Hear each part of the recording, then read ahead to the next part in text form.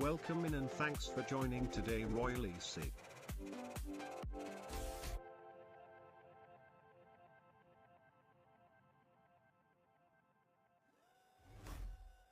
Welcome in and thanks for joining today Rugmat.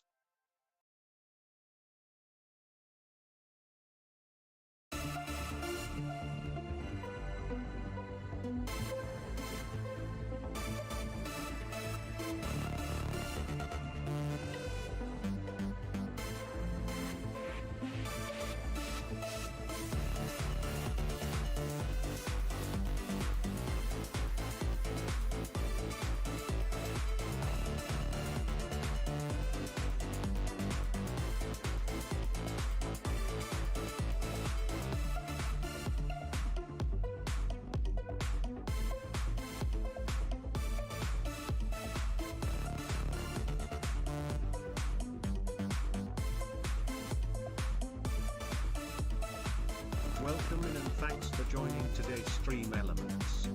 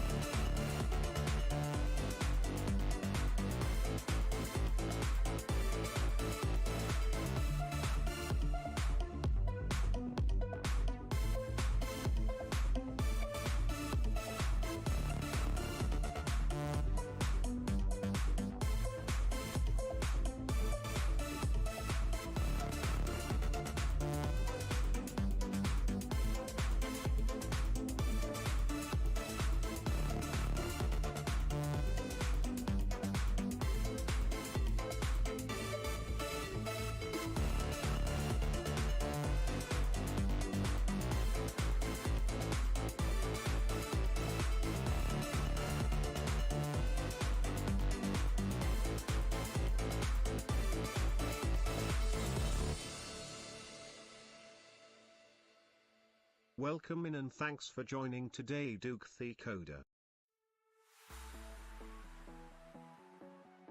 Welcome in and thanks for joining today Clarkio.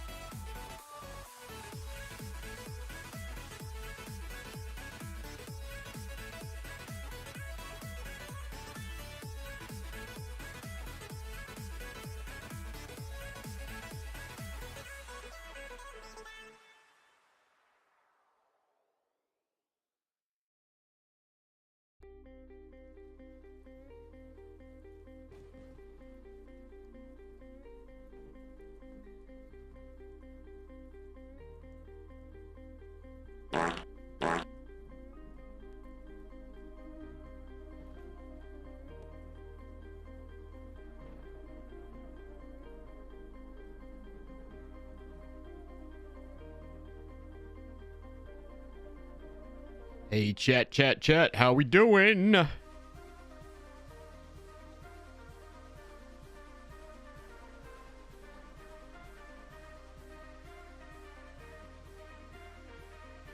Chickadee check 1 2.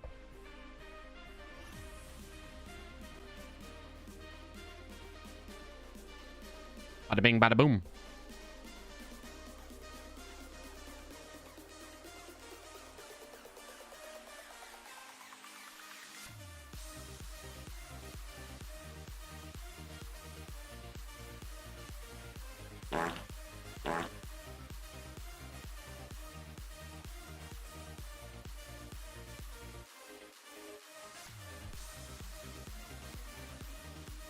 Why don't you think it sounds like me?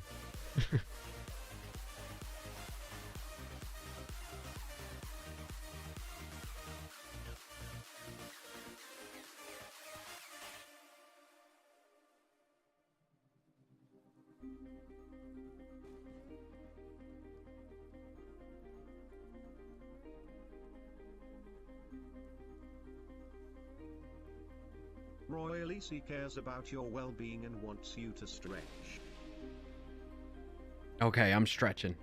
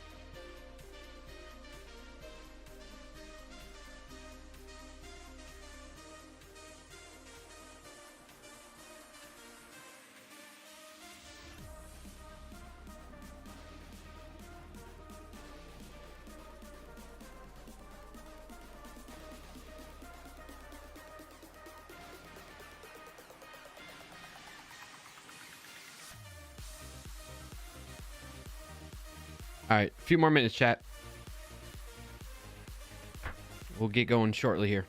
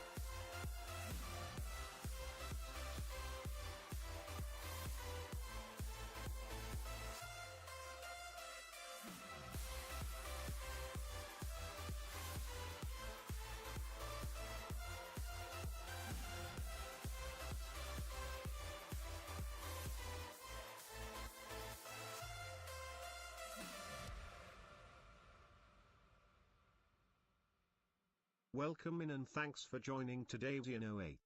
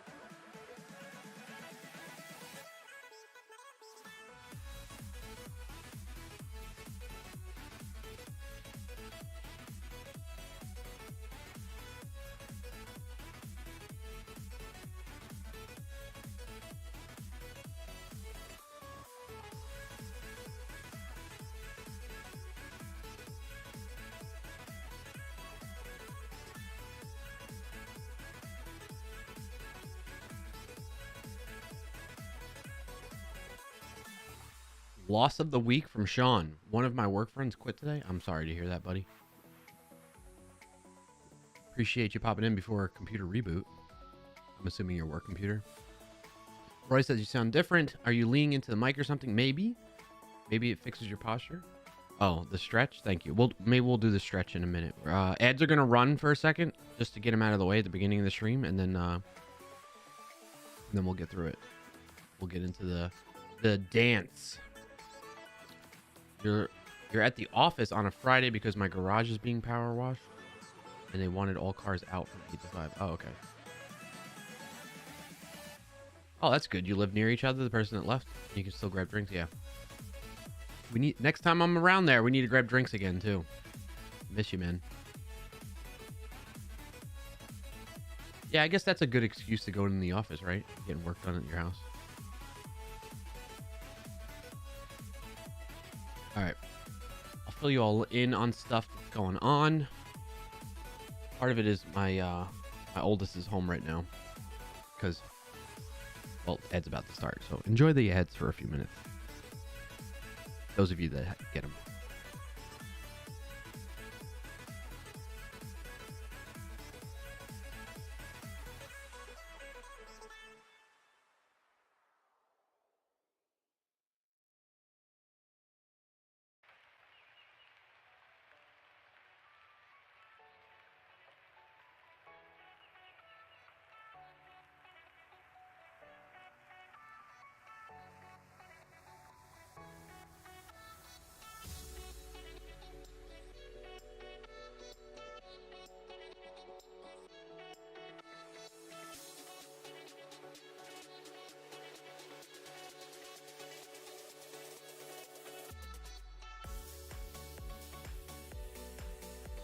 An ad is about to start in 5,000 milliseconds. Welcome in and thanks for joining today, Clarky Obot.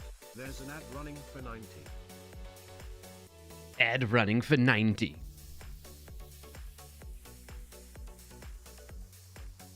There's an ad. The Clarkio bot. We gotta say hi to the Clarkio bot.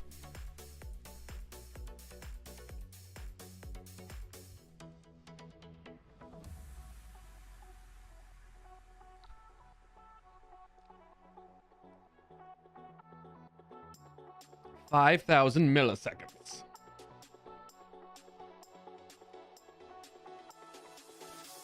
I mean, it is precision, but I don't think it's accurate precision.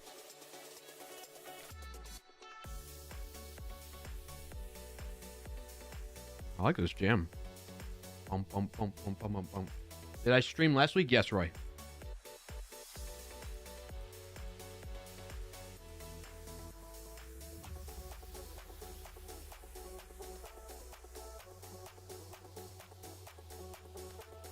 So I made a slight improvement to the stream setup.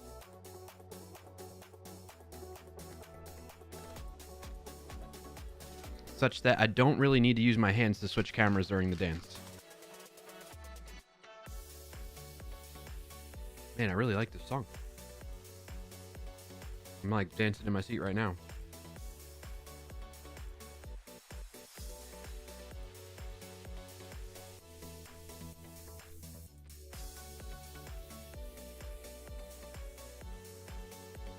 Cat Jam, Doug. Cat Jam.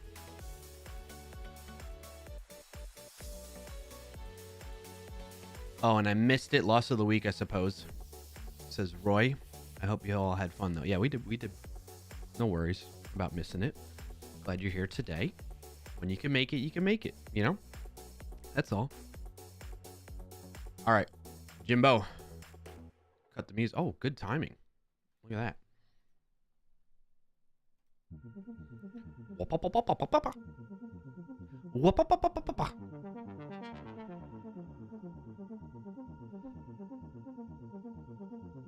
All right. We're gonna see how this goes. Let's just say instead of using my hands, I'm using my feet. Prepare yourselves.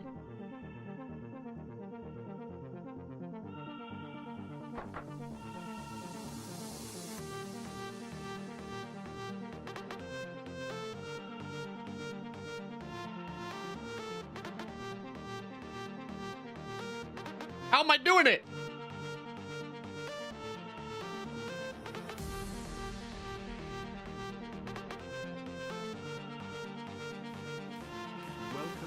Let's see if I can stay on beat now.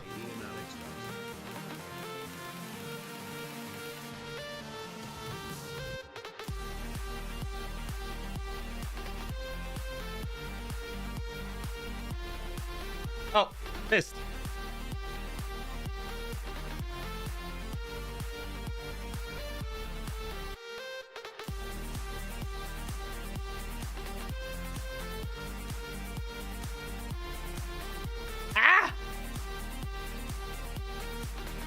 I'm trying.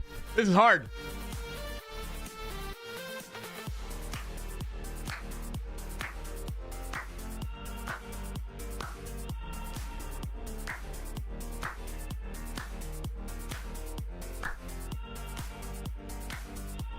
Awkward stairs.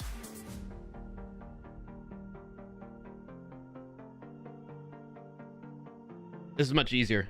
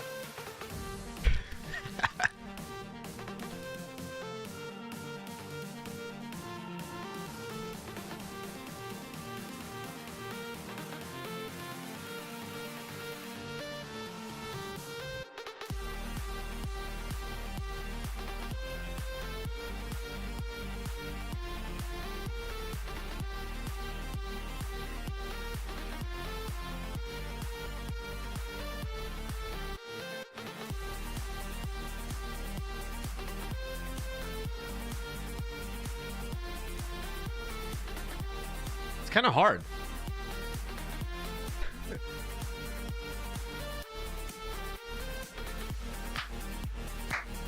Welcome in and thanks for joining today, Rugman.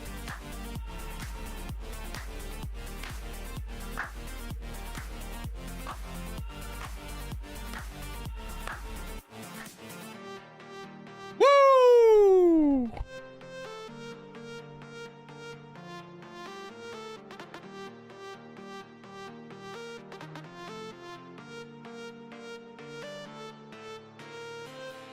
All right. Welcome in and thanks for joining today, Nafaran. Nafron, good to see you. Rugmat Roy. Good to see you all in there. Who else we got to forget? I'm blanking. Sorry. Doug. Sean was in here. May still be in here. Ian. Alex Hart. I don't know why I'm looking over here. I have the chat up on the teleprompter. I need to get in the better habit of looking there for the chat instead of, I'm so used to chat being on this monitor. So in case you need to be able to see this monitor. So normally right here where my finger is where I keep a chat window. And then I used to have the camera like in between monitors. So there's a monitor right here, the monitor here. And I used to keep them separated and then the camera in the middle. But I've since moved the camera so we can get all the green screen in all the angles. Okay. In fact, actually, I still have the other. I haven't set up my foot pedal to Welcome in and thanks for joining this camera. I haven't set that up yet. And look at that beautiful PC, by the way. I'm so like in love with it. Weird thing to say, but for real. I haven't set it up because there's only 3 buttons on the foot pedal. So anyway, I had enough points on Amazon, my Amazon account, that I was like, you know what? Thank you for the 18 long months of subscribing, Greenwing. So I was like, you know what? I'm just gonna drop the points on that, on a foot pedal, so that we can change the cameras during the dance, or even in the middle of the stream. Although I gotta make sure I don't accidentally kick it to switch scenes on me. But that's what's changed, chat. I did that, and then I have a teleprompter app through Duet. Roy wants you to get up off your butt.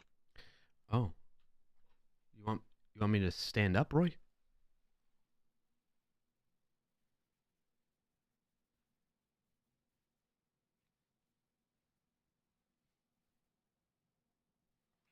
Thank you for that, Roy. Redemption complete. So I ended up getting that too. I got the app, the Duet Air app, which allows, the reason I had to go with that. So previously I used like their free version that's wired. I would have it wired into my computer, and then let the iPad, this is an old iPad we got here, let that be the teleprompter, be like a third monitor basically. So I showed you my 1 and 2, and then now we have the third, like this would be a third one. However, because I'm using it over a teleprompter and not just like visually facing me, that way I can look at the camera screen, look at the camera and see the screen at the same time. You have to pay. This is where they get you, because professional services. You have to pay for the teleprompter flipping the image and reversing it, you know what I'm saying? So that it reflects properly, so that I can actually read what's on the screen and use it as a monitor, so I can click like the Windows button, open up apps, close apps, whatnot, all in normal directions. I can move the mouse around without like fumbling. So anyway, that was the other upgrade I made. So very excited about that. Just these little quality of life things that are going to help me out as somebody that enjoys streaming weekly. Anyway, welcome in. If you're new here, I'm Clarkio. This is the Clarkio Shenanigans Show every Friday at 12:30 p.m. right Eastern time, right here on twitch.tv or on YouTube. You just go to /Clarkio, Clark-I-O, and you'll find it week in and week out. If you haven't done so already, you enjoyed the intro dance, be sure to drop a follow on Twitch and subscribe on YouTube. Like the video on YouTube too, if you don't mind. Or you can, hold judgment on that. Wait until you feel like it's worth that click from you, that physical effort it takes and mental effort it takes for you to do that. You can wait until you feel that works for you. It's the right time. Maybe that never happens. Totally understand. Anyway, good to see you all. How are you? Let's get those wins of the week queued up while I'm catching up on some of the messages in the chat while I was jibber jabbering, which I tend to do at the beginning all the time now. And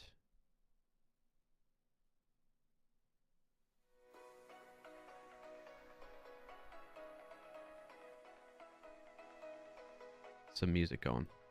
Okay. So, happy Friday. It is Friday, September 22nd, nearly 1 p.m. Eastern time. So some heads up on logistics for today. Typical agenda is in place, right? Just chatting right now, hang out, celebrate each other's wins. Everybody shares their wins of the week. If you don't know what that is, there's a command in chat, ! WOTW, for like a written understanding of why we do that. Or if you'd like it in video format, there is a TikTok by the Wizard of Stoke, who did a video about Freudenfreude, and that also expresses why we do it, okay? So get those queued up. Feel free to look into those commands if you're interested in understanding why we do this or what it's about. And no pressure, but if you have anything to share, share it in the chat and we'll celebrate with you, okay? So we do wins of the week. Then we'll get into word games where I'm usually eating lunch that way, so that, you know, hands-free can kind of play games and hang out with each other. And then, so we do Wordle, words on stream, like a round or two, and then we get into the technical topic. Now, I wasn't really sure what I wanted to do today, but I'm still deep through work into the weeds of like pre-commit stuff. I'm still deep in the weeds on like these pre-commit rules and linting and stuff like that. So I want to explore that further on stream here, so then I can take what I learn and apply it to my work stuff too. So I have some work stuff that I learned off stream that I'll add in today from what we did last week, which is when we first started doing this type of stuff. And then we'll see where, you know, the stream takes us. Now, logistics wise, a little bit, I'm going to be taking more breaks than usual because my oldest is home right now with my wife, and they're going to be leaving to go on like a little staycation by the beach type of thing. And with my mother-in-law and sister-in-law, they're having like a girls' weekend thing. But my youngest is going to be staying here with me. And so when they leave, I'm going to say bye to them for one, make sure they get off on their trip for a good start, because I got a little bit of a drive to do, a lot of driving to do. And then around 4 o'clock Eastern, between 4 and 5, I need to wrap up the stream so I can get things prepared in the house here, like feed the dogs and stuff like that, and then go pick up my youngest. And so that's the plan. You know, some interruptions potentially between that type of thing. So just a heads up on what you have in store, or if you come back, like you're lurking, you come back and I'm gone, it might be because of that. All right. Catching up on chat while you all share your wins of the week as well. I last left off. I see Nafron came in. Rugmat, whatever happened to chat being able to change the cam? You can't touch this. You can't touch this. I don't know if that's too long of a sound clip anymore. I haven't heard that one in a while. I forgot that's a sound effect, and I might get muted on that one. Welcome in and thanks for joining today, Bald Bearded Builder. Hey. Nope, that's not gonna work. Nice try though. So Rugmat, it's still a thing. I just have to enable it when I start, and not a lot of people really used it in the past, so that's why I kind of just left it. And then I have my scene change button out of the dance mode automatically turn off the cam, so I don't forget to do that. But yes, we need to potentially get that implemented again, or turned on if you'd like. If you're gonna be here and you want me to turn the camera on, let me know ahead of time before I start dancing. Royce says, so refreshing. Glad to hear that. Green says, what mic arm are you using and do you like it? I'm like Elgato'd out, man. I'm like deep in their ecosystem because I got Elgato key lights. I got Elgato now foot pedal. I got Elgato Stream Deck. I got Elgato boom arm, to answer your question. I do like it. I like that it's low profile. The one I had before was the Rode RSA PS1, and that one was great. It lasted me a long time until it broke. I still have it in the closet, actually. I should just get rid of it, I guess, but I figured I might use it to hold something else, like if I fix it. The way it broke is like the spring and everything inside the frame of it, inside the arm, the metal sheathing, I don't know what you call it. It popped out and I'm not able to get it back in. I don't have the tools necessarily to do that, and then close it back up. So I think it's fixable. That's partly why I kept it. Also, I like to hoard things, you know. No, I mean, I do have some hoarding tendencies, I would say. So that's part of, I'm being honest with myself. But yeah, I liked it a lot. However, I like this one better, and I'm kind of glad it broke. That made me have to switch this because it's low profile, so it stays low on the desk. Whereas the other one was like a big elbow that went up in the air, and like if I really wanted it to be low profile, it was so long compared to this one. So it's, you know, but on the other side of it, like because it was so long of a boom arm, like it gave me a lot of flexibility on where I placed it. I could place it really far away and it still maneuver it close to me, type of thing. So whereas this one, like right now, I moved this one. It used to be over here, like right below the camera, basically. But it kept getting in the way of the other stuff in my setup. Let me show you right quick. So I used to have it, see where my hand is here? I don't know why it's blurry, but that's okay. Do I have a filter on it right now? Is that why? No, no filter. No, no filter. Is it just blurry?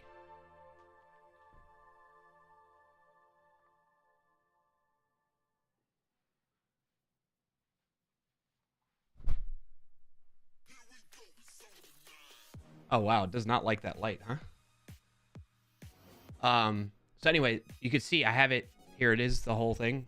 This is the mic arm, Green, to answer your question. And good to see you, by the way, Green. Thank you for tuning in today.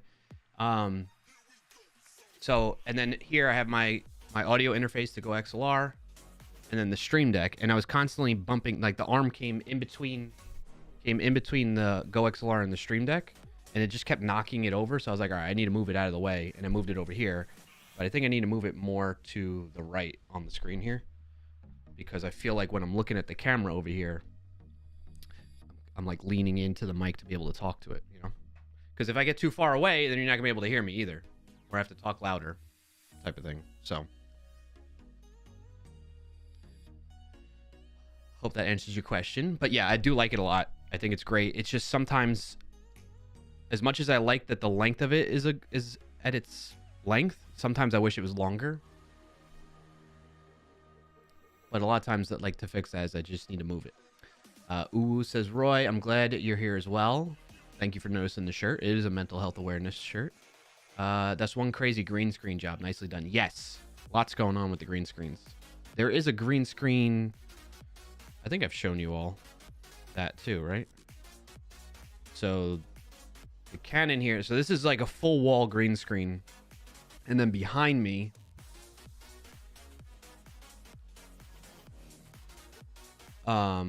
is actually, that's Elgato too. I have an Elgato. My first green screen I ever bought was the Elgato green screen, which is directly behind me, where this camera, like below this camera, right here. Kind of can't see. Actually, what's the best way I can show you this?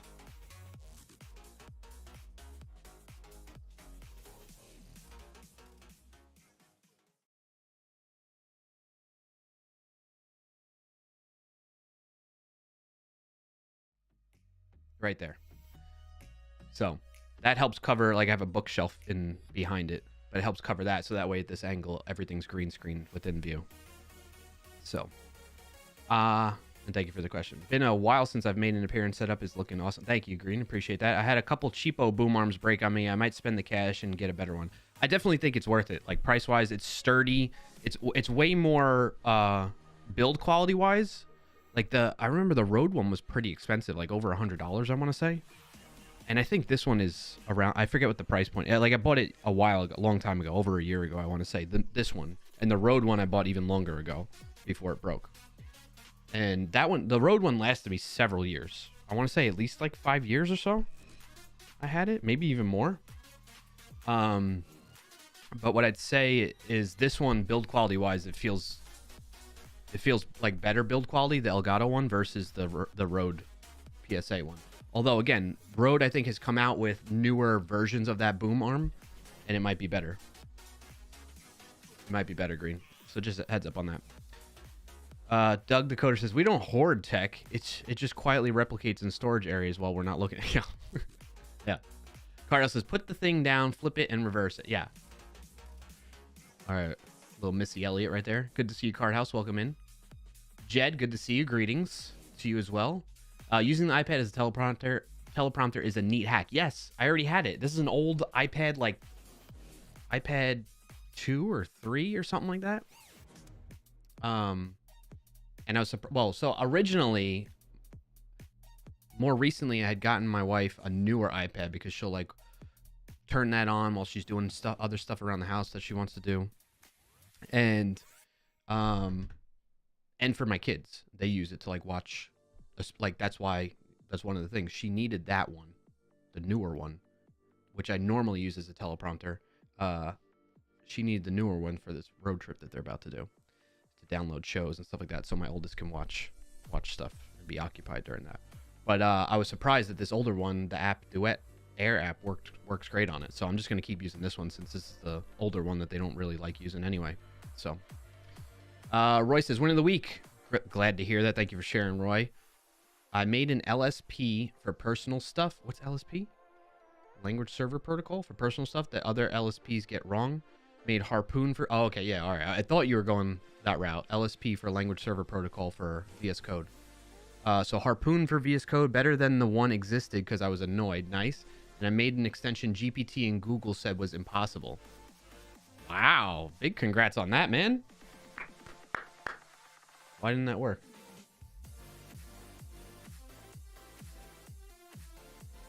Because the bot crashed. I need to fix the bot. Maybe we do that today. This is getting annoying that it's not... Oh, because when you know why it crashed? Bald Bearded Builder. BRB said he broke the bot. He did. He done broke it. Well done, sir. I need to get rid of that so he doesn't break it. I literally told you it crashed. I didn't get to that part in chat, man. Subscribing Rambling Geek. Wow, I made it to 47. Well done, well done. All right, now this should work. Where the heck is the audio? His tic-tac-toe reading is funny. Oh. Is your bot hosted somewhere, or do you just run it local? I run it locally on my machine, so I spin it up and turn it down when only when I'm streaming. Because it has access to things on my... Well, it doesn't have access necessarily, but it tries to communicate with things on my network, and I don't want that being on and running when I'm not paying attention to it. Why isn't the sound working? That's annoying. Well, thank you. Round of applause. Round of applause for Roy. Excellent stuff. That's 2 wins of the week. You are loaded today. Thanks for joining today, M. Huggins 7270. Hey, M. Huggins. Good to see you, buddy. Hey, Triple B, thank you so much for the 52 months resubscription. Appreciate you, brother. Thank you for that continued support. That's a heckin' long time. I feel like I say that, like anything that's over, I don't know, double digits like that, but that's crazy. 52 months. That's the camera's response to Ragmat. Ragmat? Who's Ragmat? All right, now I see your message, Triple B, about you broke the bot. Jed says, win of the week, working on start of this project for about 3 weeks, fighting SQL, linking with older versions of SQL, and connecting a label program to database. Was able to solve all our problems Tuesday. Well done, sir. Well done. Thank you for sharing, Jed. Congrats on all that. I don't know why the audio is not playing, but, you know, maybe we'll fix that after we get through this into the technical segment of the show. But, yes, good on you, man. Appreciate you sharing. Green says, I had a couple cheapo broom arms break. I've read that already. Doug's, we don't hoard tech. Been a while since I made it. Jed looks like a nice setup. Thank you, Jed. BBB said he broke the bot. Yeah. Roy says, no claps for me, cries. I'm joking. Yeah, no, we got you. Just no audio claps. Rambling Geek, thank you so much for the 47? No. 16. Heckin' long months there. Win of the week, you made it to 47. Okay, now I got it. Congrats on that, and thank you for sharing, Rambling Geek. Misread that. I read that a little too quickly.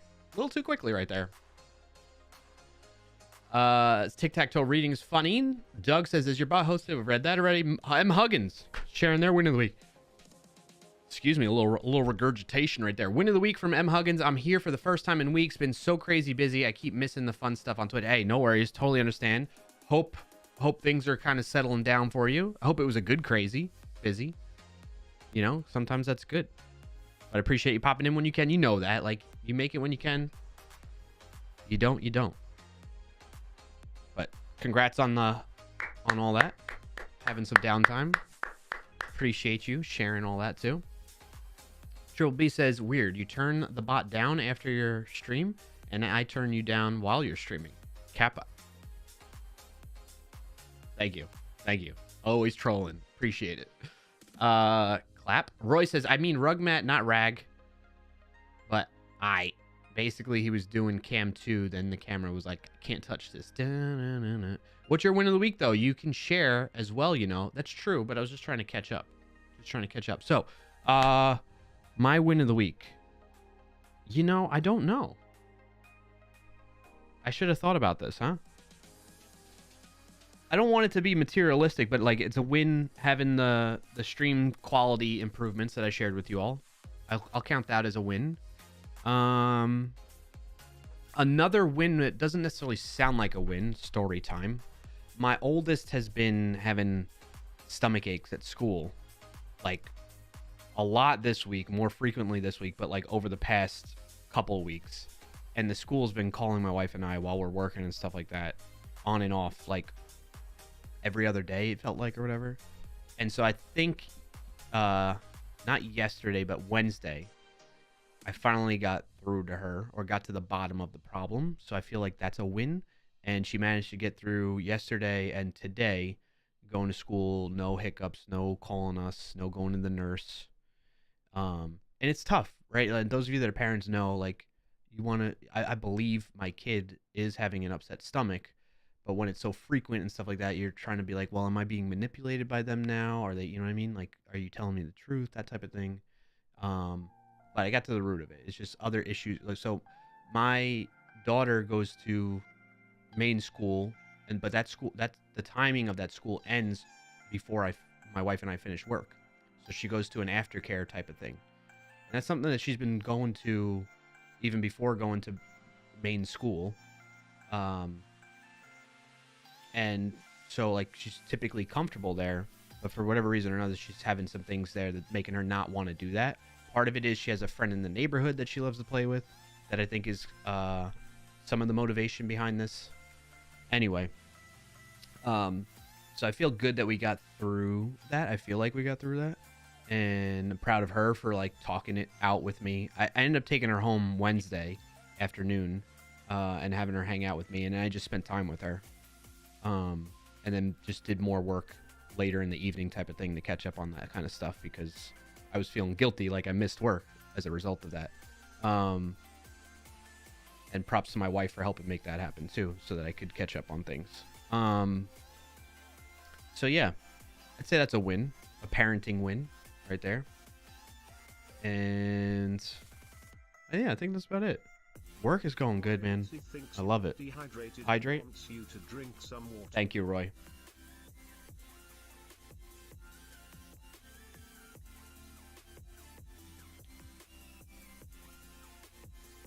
Thanks. I'm glad you agree. I'm glad you feel that way too, Jed and Doug the Coder. Because sometimes it's hard. Like, they don't want to be honest with you. They feel scared to, like, tell you the truth and things like that. So we kind of talked through it. And I also, like, said, you know what? You know, maybe me and mommy can talk about potentially having you stop going to that aftercare, and either we find something else that you go to that you're more interested in. Like, she likes doing gymnastics, and in her gymnastics class, they have, like, an aftercare that one of her other friends in the neighborhood goes to do. So we can look into doing that maybe. Or maybe she just comes home, but then we got to figure out, like, all right, I need to be able to focus and work. She's got to be able to kind of, like, handle, you know, be old enough to handle things on her own, unless there's, like, something, you know, really important, you know, just minimizing interruptions while I'm working type of thing. So we'll see. I feel like having that honest and open conversation with her, my hope is with that is, like, she'll be more forthcoming with being honest with us about stuff like this, instead of just, you know, hiding it behind a stomachache type of thing, right? 5,000 milliseconds. There's an ad running for 90. So, for sure, not easy to have a child that's sick, I'm sure. Yeah. Well, that's the thing, like, because there's definitely, you know, my initial reaction is believe, like, oh shoot, what's wrong? Let's figure out what's happening. Plus, like, contextualizing a little bit more. We were getting reports of a lot of other kids in her class and in her grade were being sent home sick, you know, because of, like, a stomach virus or something like that going around. So, you know, I think that was definitely some of it, because she was home one day where she was just kind of, like, keeled over in the bathroom, you know what I mean? That type of, I'm not getting too into the weeds, but you get the idea. Like, you could see the pain on her face type of thing. And so, but then I think that kind of rolled into, oh, I had a stomach ache and I was able to come home. I'll just keep having a stomach ache, you know, even if it's just slightly and it's not, like, as bad as it was, you know, that type of thing. So, yeah. Jed says, I have an 8-year-old daughter. I understand. I appreciate that.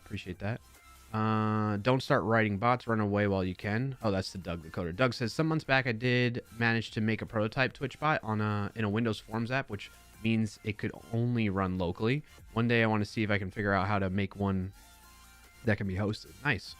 You know, one way to potentially approach that I've been doing with like my work project stuff is containerizing it.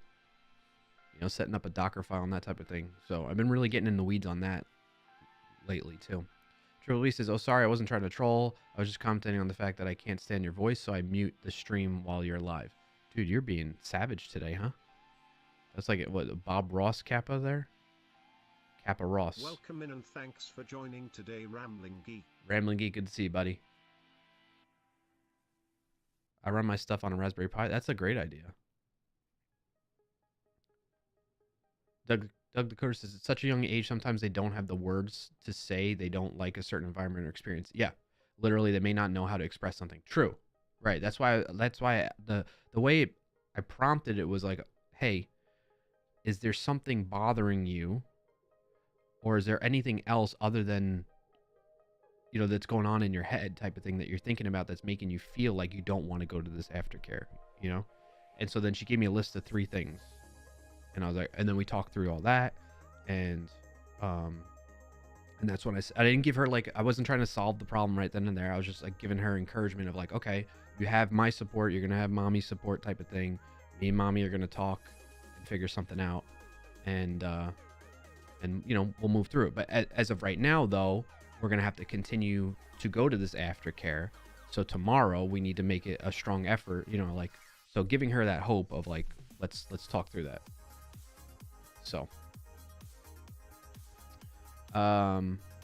Jed says, same with me. Mine gets home around 3 p.m. and my wife gets home around 5. So between 3 and 5, she's really good at not bothering me while working. Yeah. That's the thing. Like, I'm sure you feel this way too, Jed. It's like, I don't want them to feel like they're a bother. Like, I would love to have her just come home and chill. And like, I'm a homebody. And yes, I do like to be alone, but I also like, I know there's other people that are probably like this. Maybe some of you in chat are like this. I also like to have my loved ones around me, even if we're not interacting. I just like their presence. You know what I mean? That type of thing. To feel like, you know, I'm around somebody and not completely by myself. So selfishly, I wouldn't mind her coming home type of thing. But at the same time, I do need to like be able to focus for those last few hours at the end of the day to either wrap things up, whatever it may be, right? Get prepared for the next day, what I need to do, write that stuff down and whatnot, you know? So, but at the same time, I'm like, I don't want her to think that she's like a bother. It's just the interruptions that, like, you know, like we know the context switching that happens between anything. Like if you're in an office and there's people that keep stopping by your desk every 15 minutes, you can't really get far on something that you're trying to focus on because of those interruptions, right? So yeah, but that's awesome that your daughter does a really good job at like letting you focus.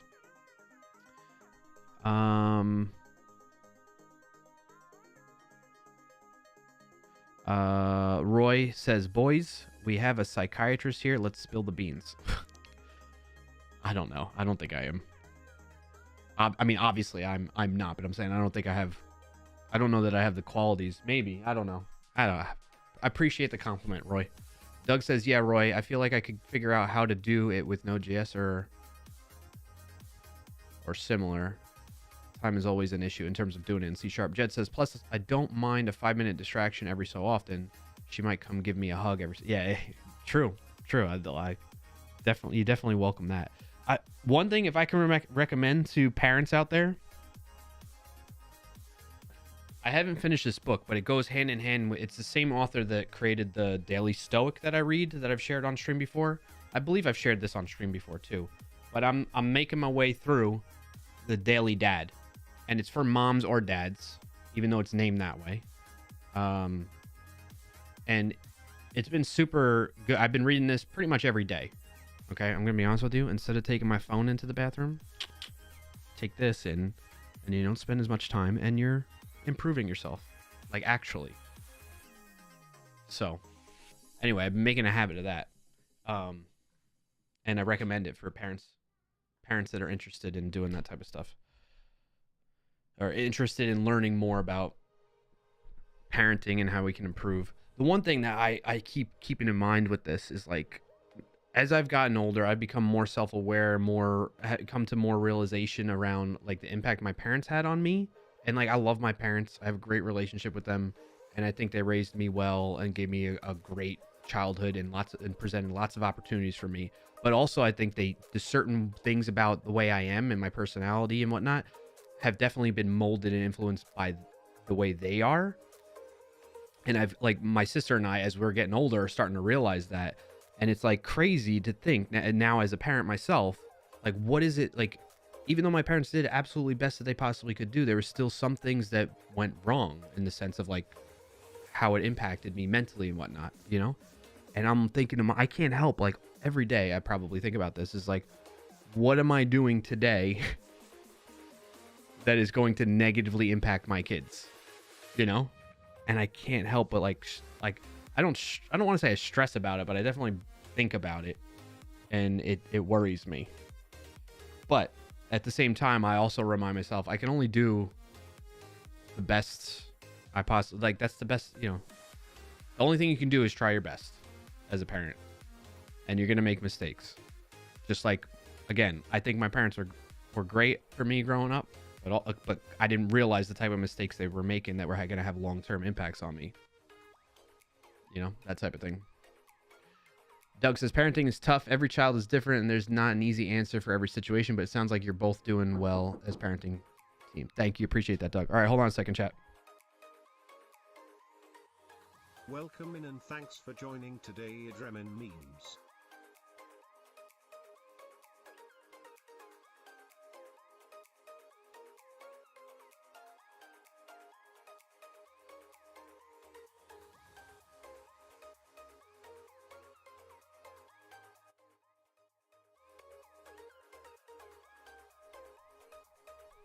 All right, chat. They're going to be leaving in about 15 minutes. I'm going to eat. What we're going to do is we're going to start words on stream first instead of me doing Wordle and that type of stuff today. Or right now. I am doing that today still. We're going to play words on stream for a bit. That way, when I have to go into BRB to go say bye to them and help them get out of the house and that type of thing, we just roll into that, let you all play that during the BRB is going. Okay? So I'm going to get that set up while we're just chatting here a little bit more.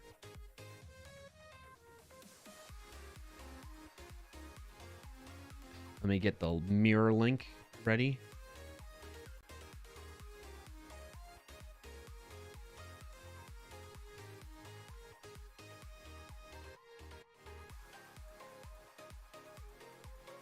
All right, and we can keep chatting too while we're chilling here, doing all this. I see I Dream in Memes joined. Good to see you. Welcome in. Remling says, try your best, and they will be okay as you love them and they know they are loved. Very well said. Very well said. I Dream Meme says, I noticed my parents were there physically, but not emotionally. Still affects me today. So that was a great realization I had. You can only do your best. Yeah. And like, in those situations, like there's things that I'm telling you that I don't, off the top of my head, there's nothing really clearly coming to mind to share. You know, I like to be transparent and stuff, but like there's nothing very clear that I could share that I would say, what is this song? All right, let's switch to lo-fi a little bit here.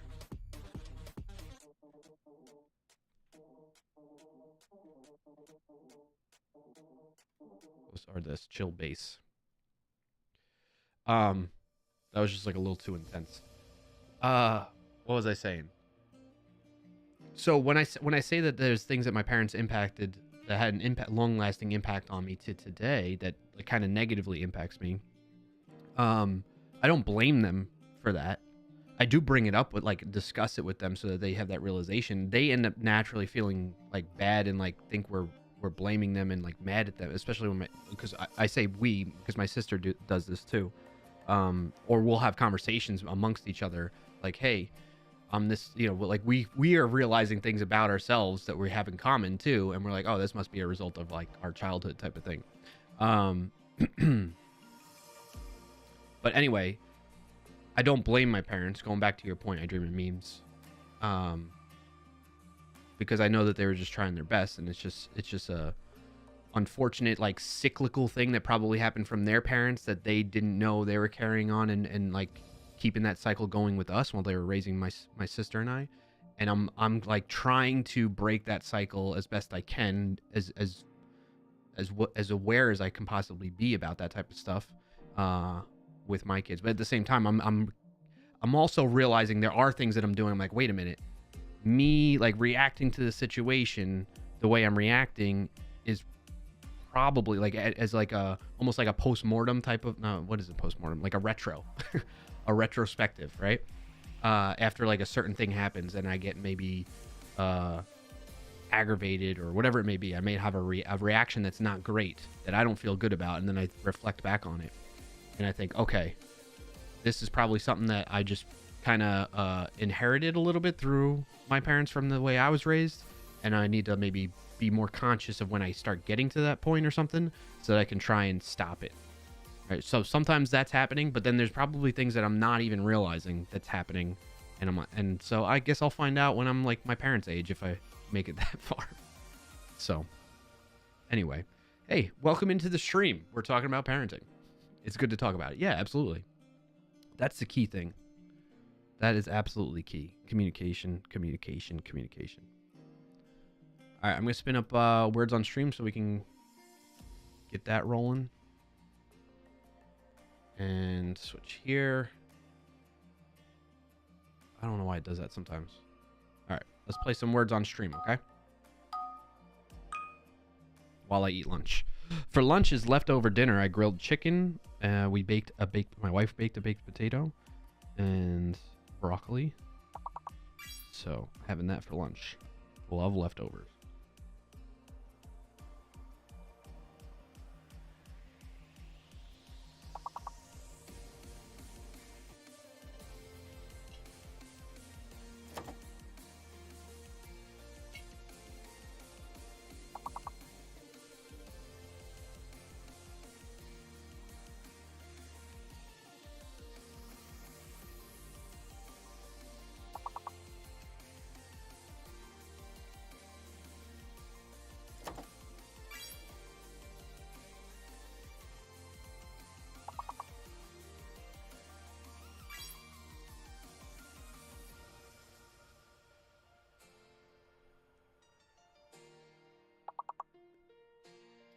Nice job, Doug the Coder. I dream in memes.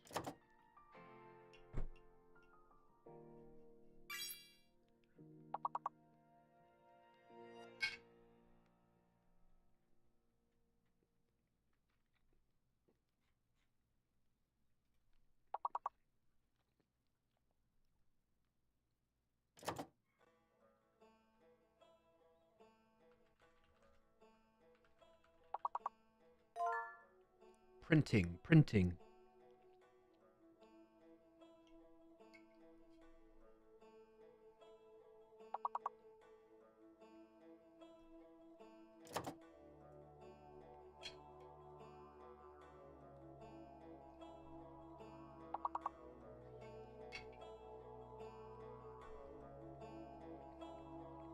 Bruh. So, honest question while we're playing this. Based on my... How did we lose? Oh, I wasn't paying attention. Dang it, sorry. We lost on round 1. I did not participate. I wasn't here ever. Don't count on me. Don't worry, Roy. Don't worry. So, for real, question based on my title on Twitch. What are Q-tips really used for, if not for your ears?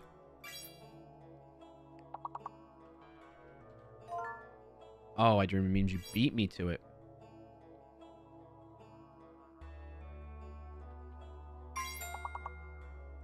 All right, we reached our goal already. I use them to clean tiny spaces, says Nafron. Okay. I think I've kind of done that, but more often, I stick them in my ears. Gently, of course. They're used to get samples and brush off tiny bits, mostly used in medical field or biology. Okay. All right. I didn't expect you all to have such good answers. I dream means I use them to clean piercings, but you're not supposed to. Okay. Just like you're not supposed to put them in your ears, right? To clean out wax out of ears. Q-tips are so you can host tiny gladiator matches with action figures. I think that's my favorite answer. Thank you, Doug the Coder. Well played. Well played.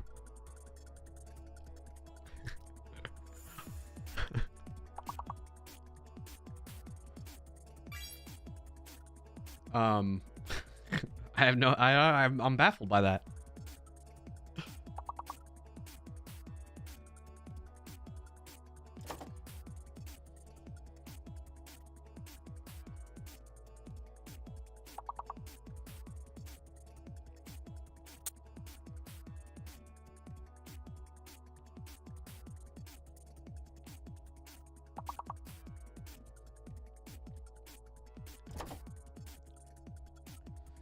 So like, how do people clean out their ears then without using Q-tips?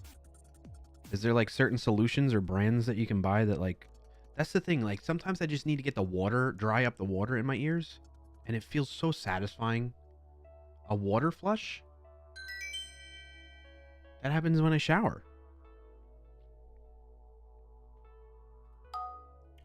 You know, Huggins? It happens naturally in the shower. And I know the doctors are usually like, yeah, your ears will clean out naturally on their own, but I'm like, sometimes they don't do a good job at that. You hate the sensation of water in the ears? Yeah. You can try to dry them out with a towel. Ugh. Why do you all have to give me sensible answers? You can also use, there are some soft or metal, depends on preference, rods that are spoon-like to pull them out. I use Q-tips, just don't stick them in too far. That's kind of what I do, Green. That's really what I do. I be extra gentle. I don't go to where I'm hitting my eardrum. And I try to, like, swoop around instead of just jab in and out kind of thing out of the ear. They're specially made for that. Okay. Maybe I'll check that out. Antacid. Nice job, Doug the Coder. Something my daughter could have used the other day when her stomach was bothering her.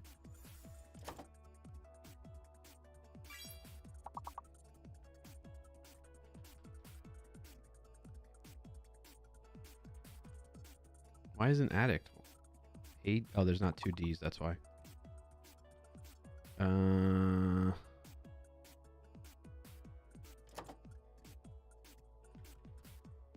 I'll be honest. I was typing random words till spell check stopped showing. Nice.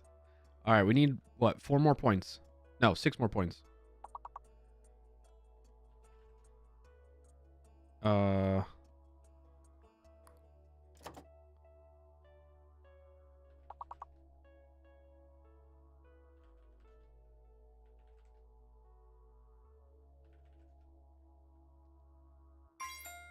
Nice, Roy.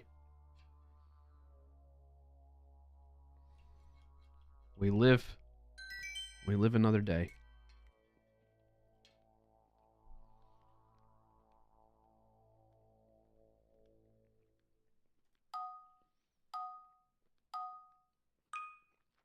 Mm-hmm.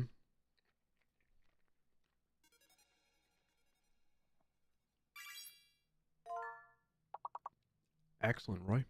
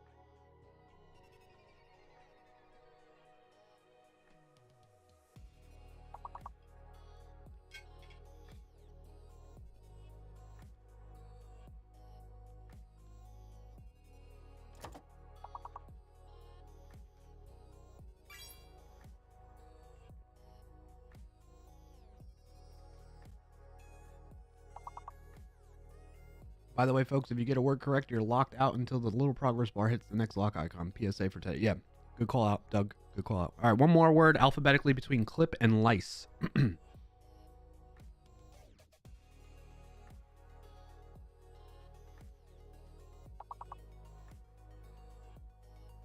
Yeah, same here. I dream memes. I used to not know that rule.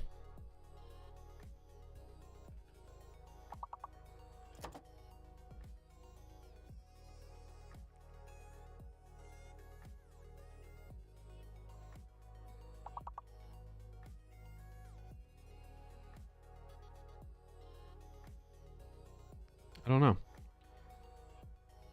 I'll keep saying this every time. I really wish they would tell you what the words were that you missed.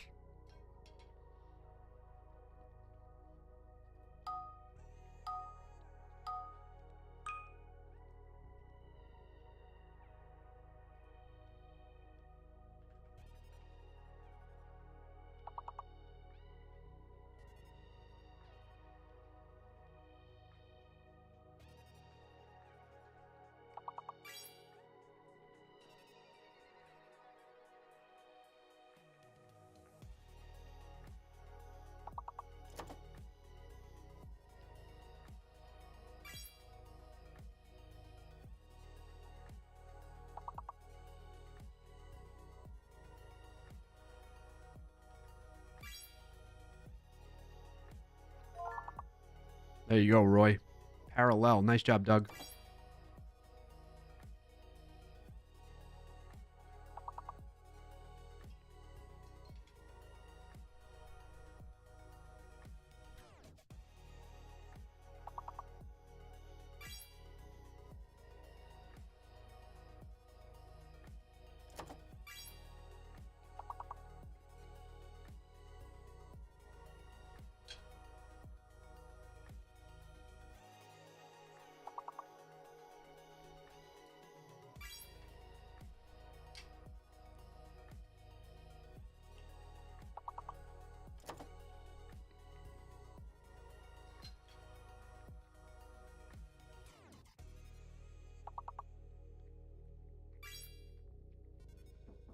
Yeah. Okay. All right, chat. I'm going to go help them leave. I'll be back in probably like 5:10.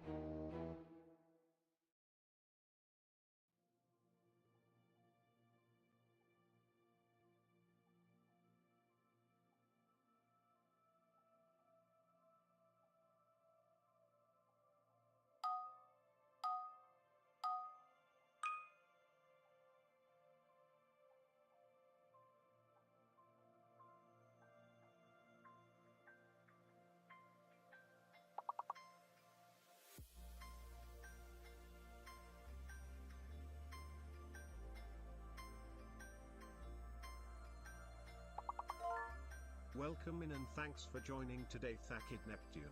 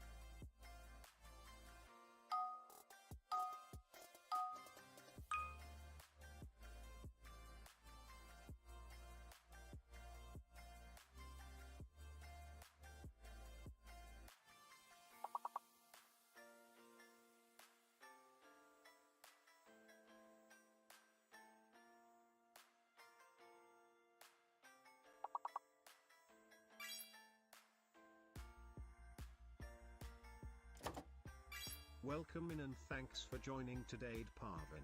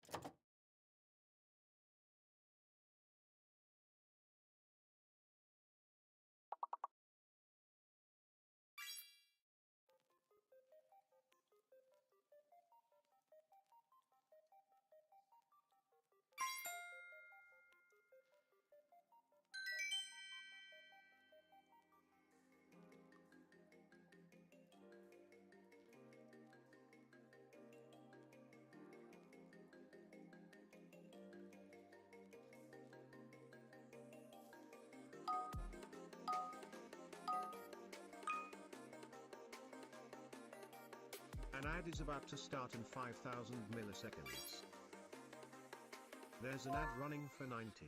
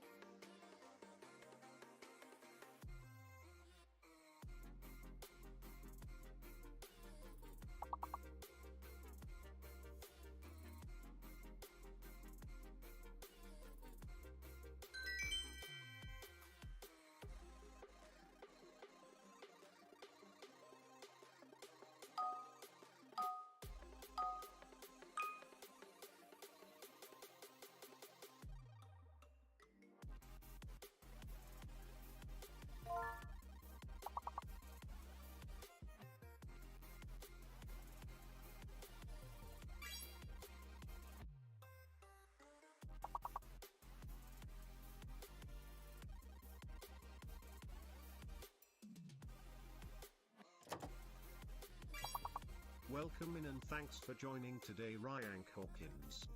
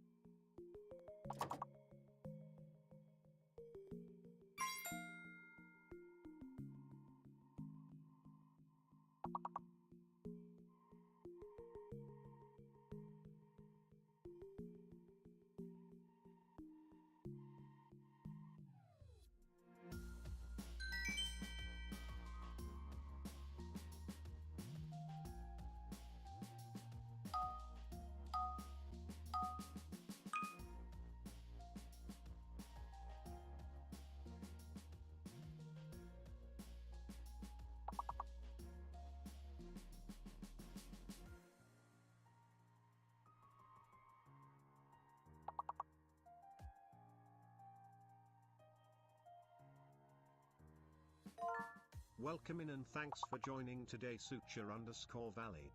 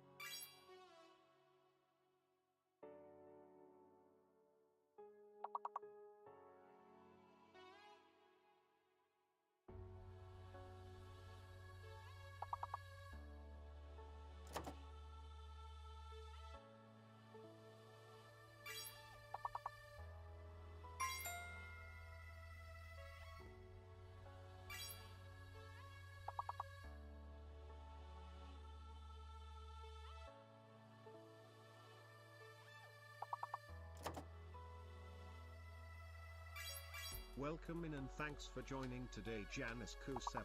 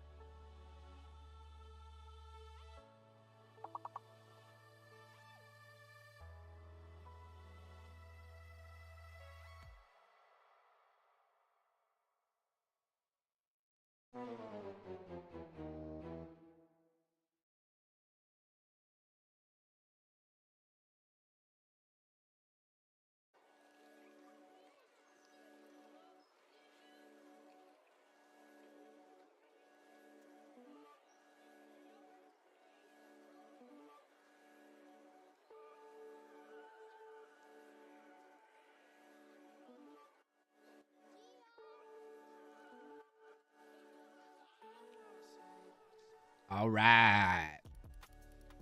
I'm back, chat.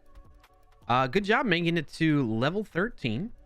We got Green in the lead. Deep Harvin, welcome in, Deep Harvin. Good to see you. You joined while I was gone. Doug Decoder, that kid Neptune, welcome in as well. You joined the first time chatter. Appreciate it as well. Suture Valley, Roy. Suture Valley, welcome in as too. And Ryan Hawkins. Lots of you joined while I was gone. Appreciate that. Roy, Ryan Hawkins, Rugmat, and Yanni joined too. Wow, look at that. Hi back. I'm Neptune. Welcome in. I'm glad to see you here, Neptune. I see you like words on stream. We'll play one more round with me on stream since I had to step away before. And then we're going to get into the technical topic. For those of you that may be tuning in for the first time, I stream a lot of technology programming based content on here. So if that's not what you're into, just a heads up that after this next round, we're going to be jumping into that type of stuff. But if you are kind of curious about that type of thing, stick around, ask questions. I'm happy to help you out, help answer questions that you might have around that topic. What I'm going to be focusing on today is going to be probably a little bit in the weeds of things. And if you're completely new to programming, it's going to be a little over your head. But again, don't let that deter you. I'm happy if you have questions. No question is a stupid question in here. I'm happy to help out with that. So, but for now, let's get into the next round of words on stream. Switch over. Wow. And I'll play along with you all. Ooh.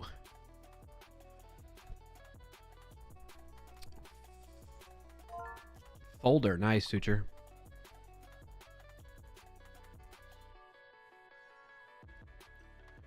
Older. Right? What's the other 6-letter word, though?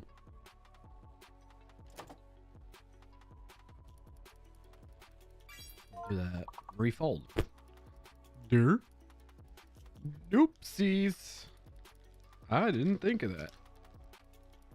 I'm also having a snack. Chat, it was sad saying bye.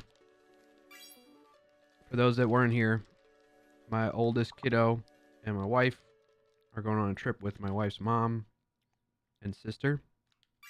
And they just started their road trip right before this for the weekend. I'm going to miss them, but I won't be alone. I'll have my youngest, the baby. I got to pick up from daycare in a little bit.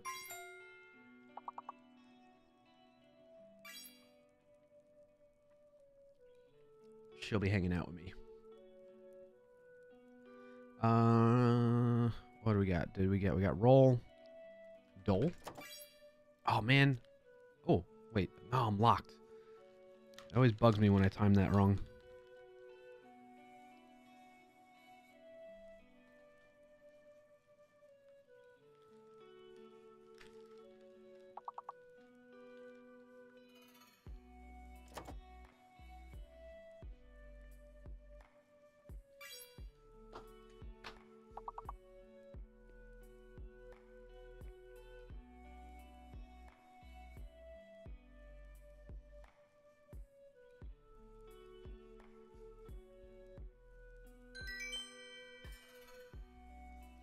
All right. Next one. Ah.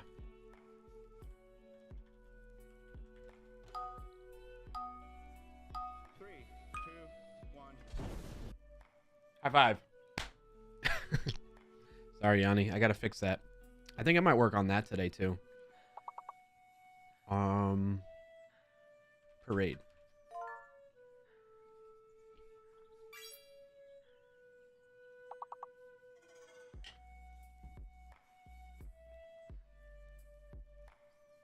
Dapper.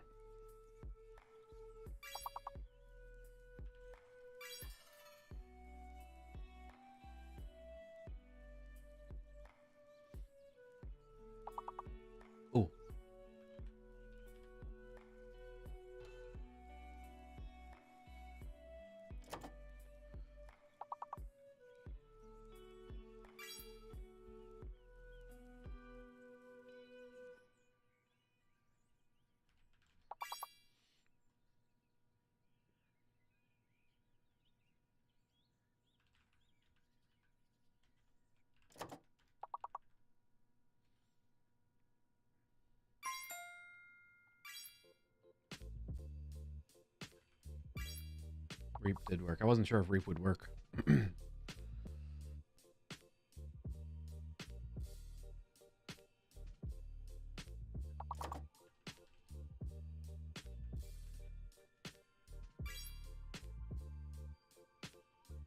Nice. Suture.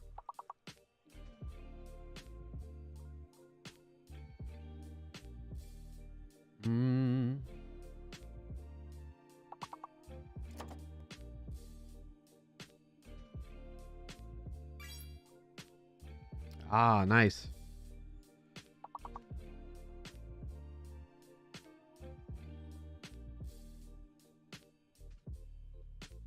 All right, we got most of them. Probably skipped 2 levels, maybe. I was right. I was right. Bledsoe. Oh. Blessed.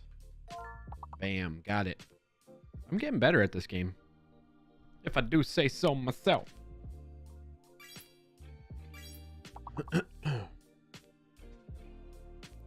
We got ads starting soon. Just heads up on that.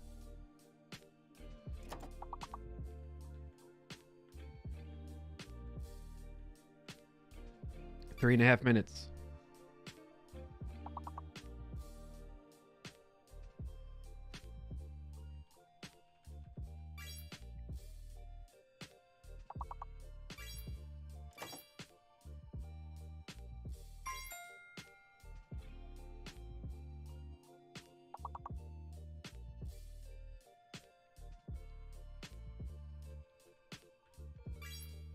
Bled.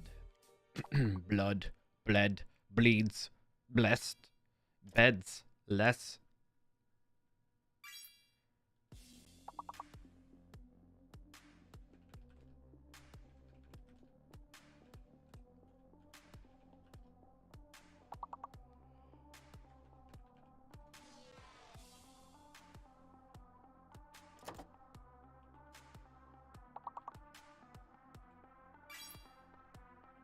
Sleds.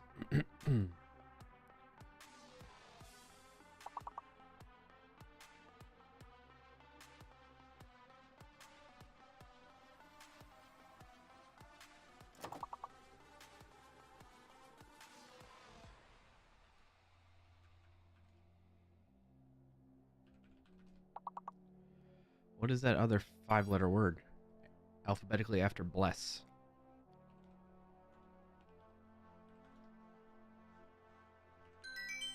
Ah, looking into our soul whilst we can't guess. Oh, because I'm looking, yeah. Well, that's where I had my chat in the teleprompter. All right, nice job so far, Suture, Yanni, Neptune, Roy, and Deep Arvin. Appreciate you helping out here. See how far we can get with just this few people. We got this. Uh-oh, we got a fake one now.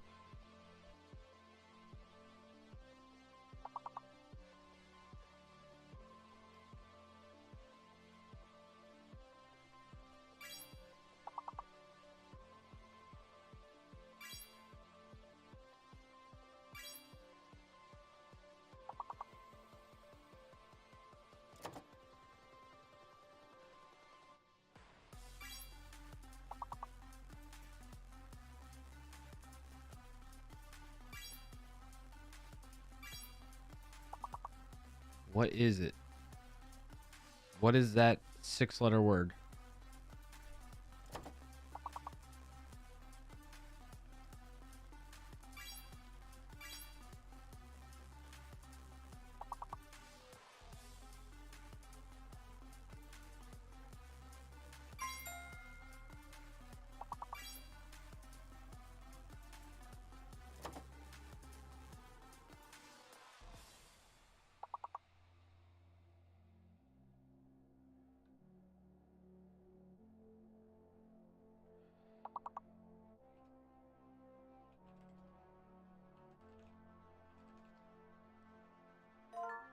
Vendor. Nice, Suture.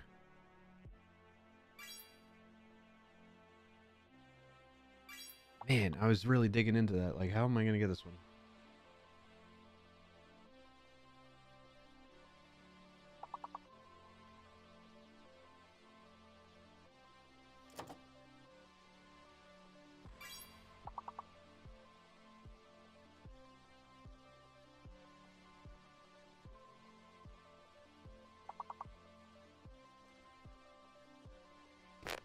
All right. Skipping probably 2 levels on that. Maybe 3. That's a pretty good score. 3. Yeah. Yeah. Suture, myself, Yanni, Neptune, Roy, and Deep Arvin. Let's keep it going, friends. Home slices. Oh. Still dealing with fake letters. Oh, this is going to be a hard one. Definitely fart. What? Unless... Cart? Okay, so F is fake. F is fake. An ad is about to start in 5. Not an ad. There's an ad running for 90. 90. Boat. Coat. Welcome in and thanks for joining today, DangerMouse_8. Hey, Danger Mouse. Appreciate you being here. Helping us out. There's not too many of us playing right now. So. I think F is fake for sure.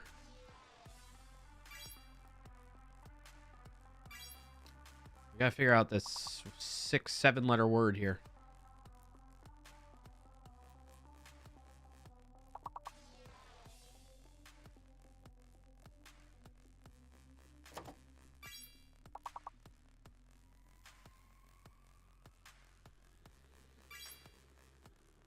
What could it be? If we can get that 7-letter word, I think we got a good chance here.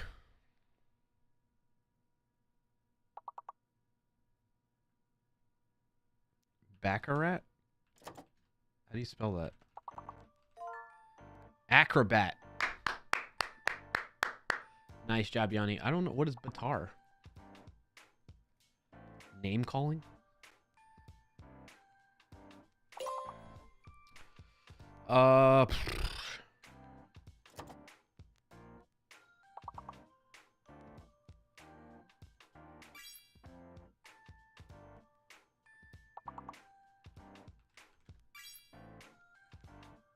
Oh, we're not gonna get it.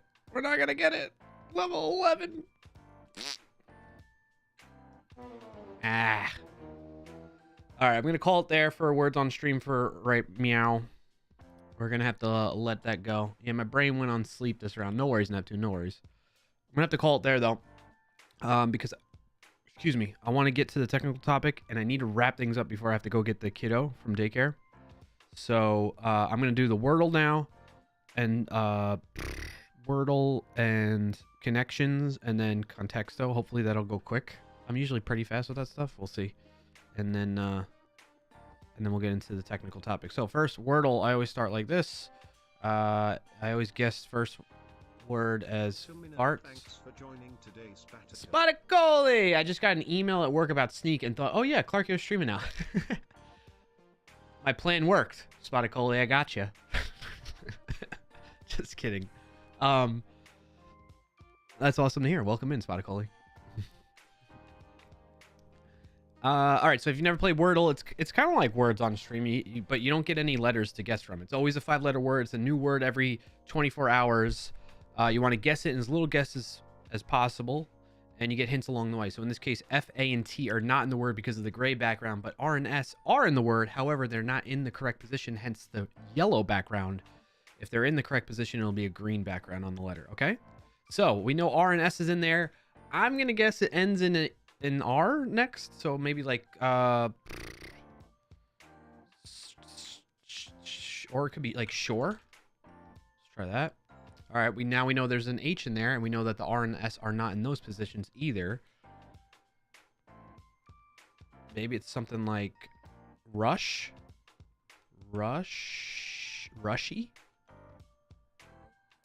Okay, we know a U is in there. Maybe it's like hours? No, because there's no O. So S is either in the second position like this or there. I'm guessing it's going to be SH. So it's like maybe something URSH.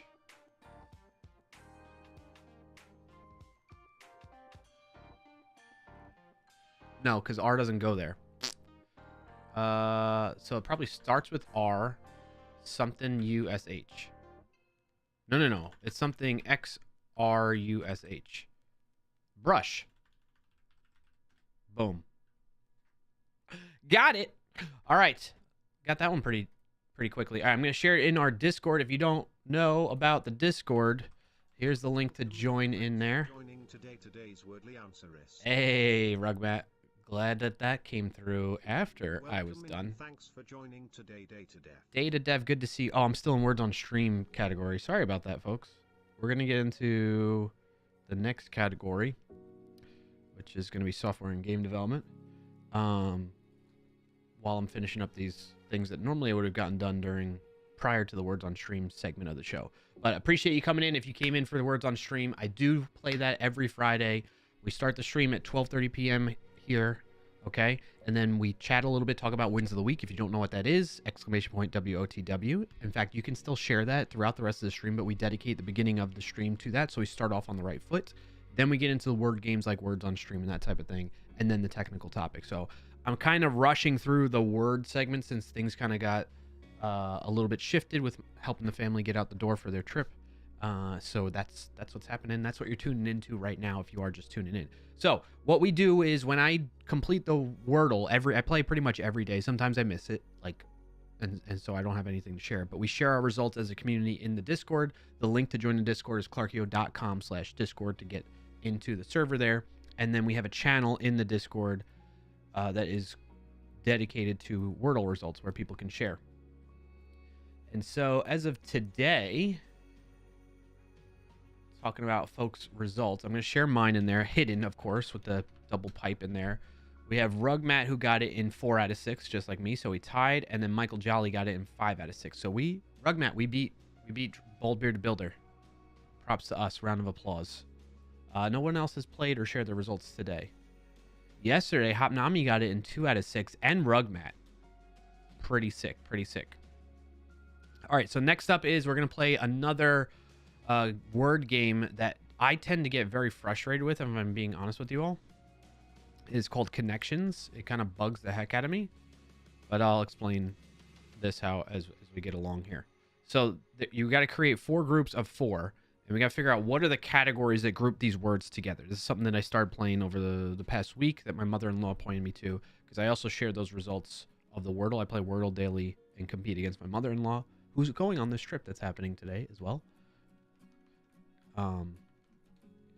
And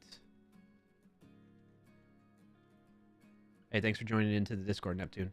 And so we share the results in the Discord on this as well. So let's try out Connections really quick. You can help this game really. So you're allowed to make 4 mistakes with this, and this game bugs the heck out of me because there are a lot of they get tricky with it. They intentionally make words that are kind of similar that could be in the same category, but they end up not being. Like yesterday's was like Muppets, and there was 5 words that were names of could be names of Muppets, and I tried so many combinations, and I ended up losing, and I was so mad.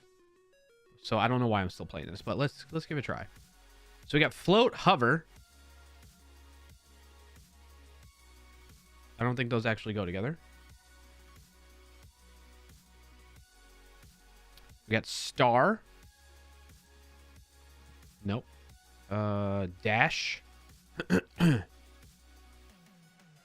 Maybe that's like movement. Float, hover, dash, shake. You could split. Ice cream? Whoa. There's sundae, banana split, a milkshake, a sundae, and malt. Do those go together? Oh, but then there's float, like a root beer float. Son of a gun. See what I'm talking about? It could be float, like a root beer float, a banana split, different types of ice cream. There's a sundae. You get a milkshake. Maybe malt doesn't go with that. What do you think? No sundae? Neptune? I think this is like... Data does that. I think this is like no number of alphabets. Is that what you meant to say? Spaticola, you got it? You got the Wordle? Correction, no split. But banana split. What would why would malt be in there then? A malt shake? Oh, you think you got this? Okay. We can work together on this. I don't really compete in this one. I'm always like last for the folks in the community that share it in Discord. So there's a channel, in case you're just joining the Discord, there's a category in the Discord on the side panel called Game Fun. Under there is where Wordle, Connections, and then the other game that I started playing, Contexto, which I like a little bit better. So in terms of like what I like best, Wordle, then Contexto, then Connections, I would say, that I play daily. Ice cream treats, right? Yeah, I feel like there's ice cream float, or root beer float, ice cream sundae, a milkshake, and a malt. But what would malt be? Excuse me. Concrete, solid, tangible, and firm. Concrete, solid, tangible, and firm. You think those go together?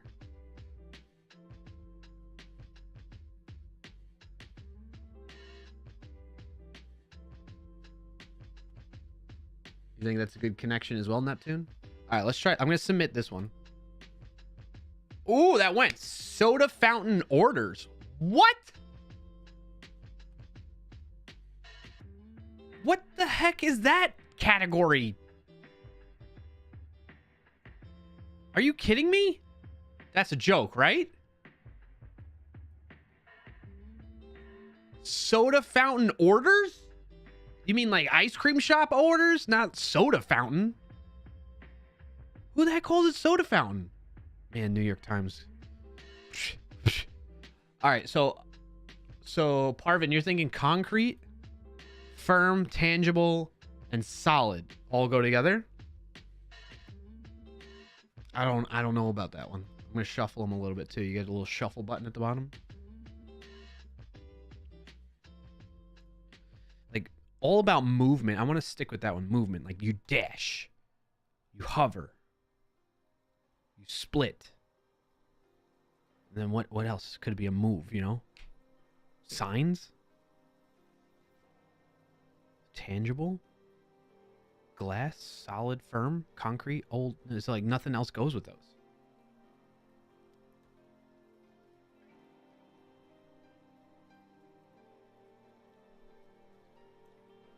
What would key and glass? Old?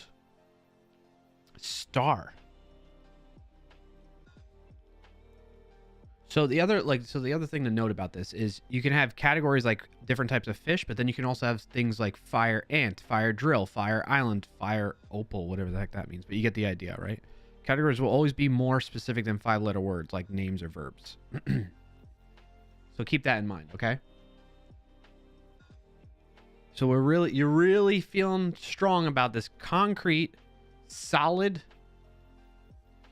Gersel? What the heck does that even mean still, Rugmat? So we got solid, concrete, tangible, and firm. I'll send it. I don't care. But I need confirmation that that's what we want to do, chat. D Parvin suggesting it. D Parvin, I want to hear from you that you're still confident in that, and anybody else that wants to chime in.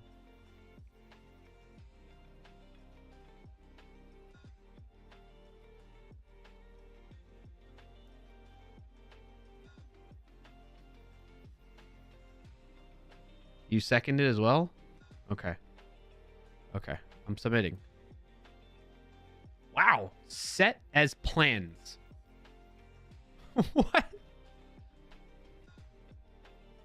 I'm not even going to share this one as like a win for me. I'll put a little asterisk in the results in Discord, say chat helped me during the stream.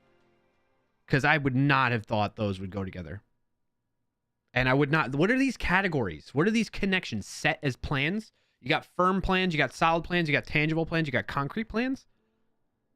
That makes more sense. They should just say plans, not set as plans. That's a ridiculous way to, just like soda fountain orders. Like that's an ice cream shop orders. Like what you order at it, I don't know, maybe they can't have more than 3 words for a connection description. Maybe that's what it is. All right, next up we got signs, key, star or hover. I feel like these kind of go. No. Stop signs. Stop hover. Stop split. No. It always gets me when it's like the one where it's like fire ant, fire drill, that type of thing. Because I'm like, what could, you know, like all star, all glass, all key? No. Starship, glass ship, old ship.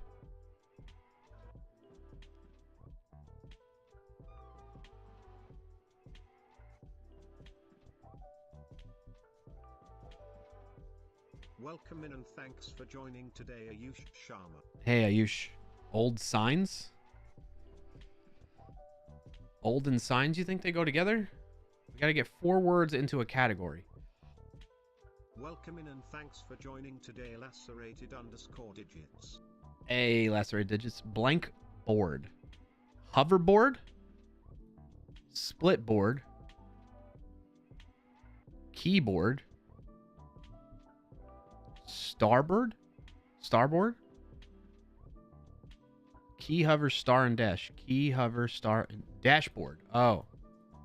Yep, I think you're right. I like that. Okay, okay. All right, and then we got this one. Bam. And I didn't even make any mistakes. Thanks to you, chat. All right, I'm going to share those results in the Discord as well. Copy that right there. Go into the Discord. Discord arenas. Go to the connections channel. I'm going to put a little star.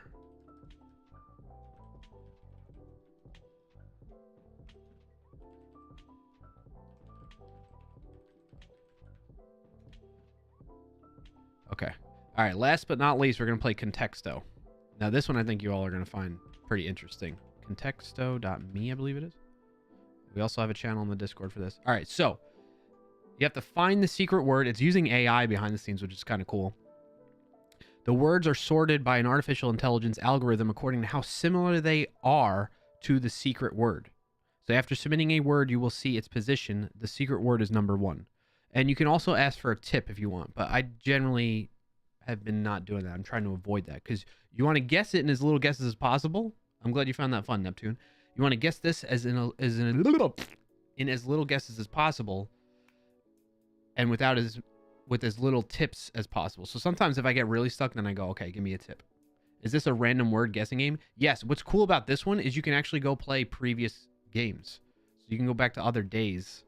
You can go back through all 300 of the other ones, you know, if you want to. But every day there's a new one. So today is game number 369. So I'm going to go food, right? And oh, look at that. That's a great first guess. It's already like number 138 closest, a word closest to the actual word. So then I start thinking, okay, maybe what are some types of food? Maybe like a burger, right? And it's like, okay, no, it's not in that direction. Okay, that's why it's a higher number, 7,492. So maybe like a salad. Okay, we're still going in the wrong direction even further. You see how it's categorized underneath? So maybe it's like, I don't know, a fork. No, maybe a plate. Maybe a table. Maybe cooking. Let them cook. Let them cook. Maybe it's a kitchen, right? Because you cook in the kitchen. Or you eat food in the kitchen, or maybe it's dinner, like a type. Nope. Okay. Is this egg? All right, let's try egg. What else you got, Ayush? Anybody else want to guess with me? We can guess together. It's got to be something more related towards like food. Generally, when I get more things in the green, it gives you a better idea of where you should start thinking the context. Restaurant. Okay, let's try restaurant. Yep. Nope. Table was closer. Yep. Restaurant's closer too, but still not as good as food. What else goes around with food? Like eat? Nope. Consume? I don't know. How do you need to cook food with fire? Heat? Nope. I mean, I kind of go nuts with it. I just start throwing, you could see. So I end up getting a lot of high guess numbers without hints. A parallel word to food. Jet, that's a good guess. Stomach? Let's try stomach. Nope. Maybe like mouth. Okay, so we're not talking about consuming food. What about like hands? You got to eat food with your. Okay, hand is. You see how it says orange now, so it's not as good as a guess as food in terms of closeness according to the AI to the actual word, but it's still there, heading in the right direction. Maybe animal. Like you got to make food with an animal. Maybe farm. Okay. All right, so now we got a little bit more context. We got farm and food. Like a place you make food? Finger food? Welcome in and Sex thanks words? for joining today, Valcup. Valcob. Try taste? Okay, yeah, we can try taste. Oops. Yeah, we did try egg, Jed. Taste. And if you guess something that you guessed already before, it doesn't count. It'll tell you, like, hey, that was already guessed, which is nice. Nice little perk. Little feature. We can try finger food. I don't think it does 2 words. You can only, yeah. You have singular words. Single words. Milk? We could try milk. Cow? No. It's not anything with animal. Carrot? We could try carrot. It's not any particular food. It's something related to food. Like farm. Farming. Farmer? Maybe farmer? No. Maybe like, what's a tool you use to... Maybe like oven? No. Then I start thinking, okay, what are some things you do with food? Like you have like a party, right?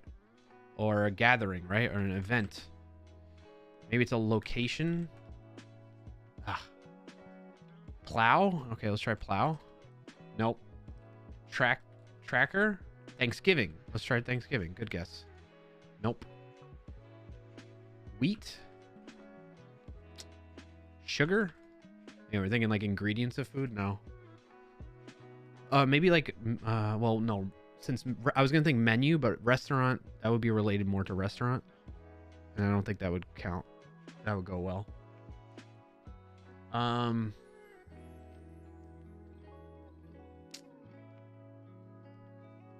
What else could be, like, farm is in the right direction. What else could be words related to food?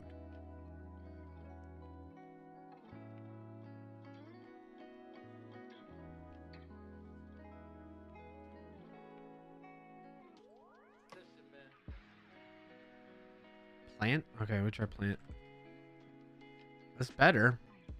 Oh, maybe it's like woods? Like Welcome in and forest? thanks for joining today, Electric Havoc. Hey, Electric Havoc. I'm doing well, man. How are you? Bread I don't think would be good, but worth a try. Man, nothing beats food, huh? But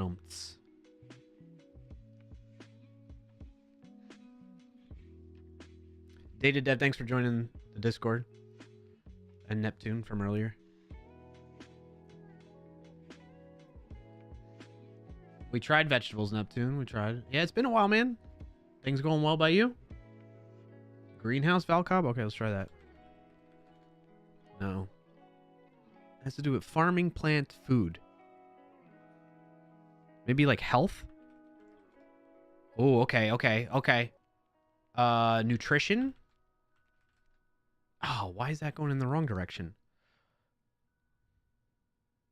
Like holistic? No. Maybe doctor? No. Organic? We're getting there. Living it up in Texas, building starships. Nice, dude. Doesn't leave a lot of free time. Totally understand, yeah. I'm glad you can pop in when you can, man. Agriculture, we could try that. Oh, Ayush. Okay, we are so close. We are 20 words away related to the actual word for this. Agriculture. Oh, man. I don't know where to go from that. Roy, so this is a game called Contexto. It uses AI behind... It's like a new word every day, kind of like Wordle. But instead of you trying to guess, you know, based on the number of letters, you're guessing based on context that the AI gives you in terms of how close the word you guess is to the actual word of the day. Yeah, no worries, Roy. Totally understand. Horticulture? Okay, let's try that. Horticulture. No. Like a economy? Oh, okay. Like maybe like policy? No. Economy. Like the world economy? Globe? Earth?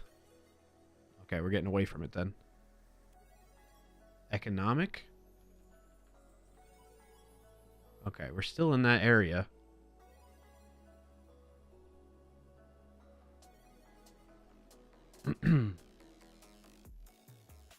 Hunger? All right, we'll try hunger. No, that's going back. That's going further away. I was wondering one day, what do you need to work at Sneak? Say maybe in future they open applications. I waited for a good time to say that, but couldn't find one. No worries, Roy. I totally understand. Did they give you feedback on when you did apply? I know they're still hiring, especially in Romania. Or not Romania. Yeah, right? Romania? No, not Romania. Why am I blanking on this? Cluj. CLUJ. Oh, I didn't know they were hiring. That's why I asked in case someday I can apply. Yeah, no, you can apply. You'd like to be prepared. Yeah. Finite. Hey, Q-tips are great for high-scoring words in Scrabble. That actually works as a word, Finite? Welcome in, buddy. It's good to see you. How's your Friday been? Finite, you still on Cloud 9? Also, did you release the other OBS plugin? Because I saw Nutty go live with something related to that, and I assumed it was your stuff. You mean tips for words that start with the letter Q? I got you. You have a beta version now. Oh, okay. I'm very much interested in that one, that plugin too. I mean, I haven't used the blur one, or I don't. My one use case for the blur is kind of like what Nutty does, where he has like the blur background as the background of his like desktop image to become the kind of like overlay. I started tinkering with that a little bit, but I would like to get to back to the stroke outline thing. Remember when I used to do like the shadow? I call it the shadow of Channel Point Redemption. Hoping to get a 1.0 release out this weekend. Nice, man. That's good to hear. Dirt. All right, let's try dirt. No. Minerals? No. So, all right. The word is related to agriculture, economy, the world, food.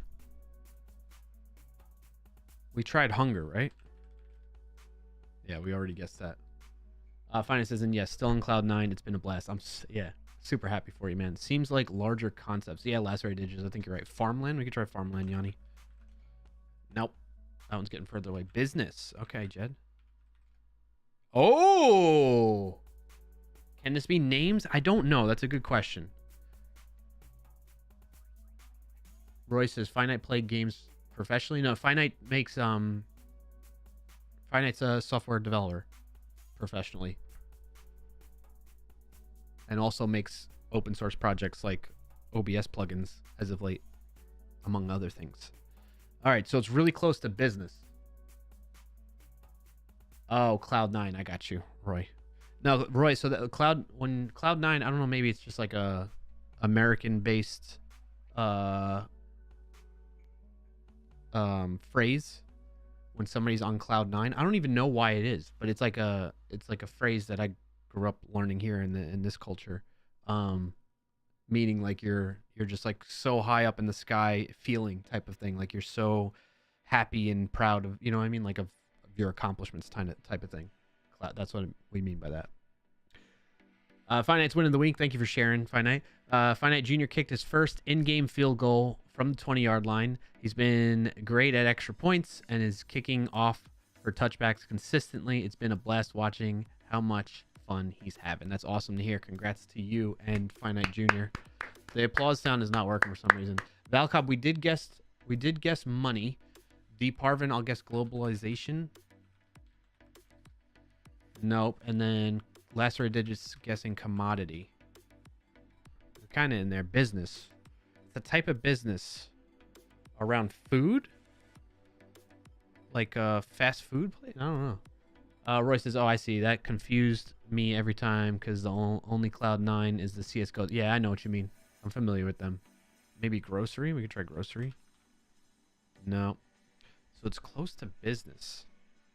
A business related to agriculture, maybe?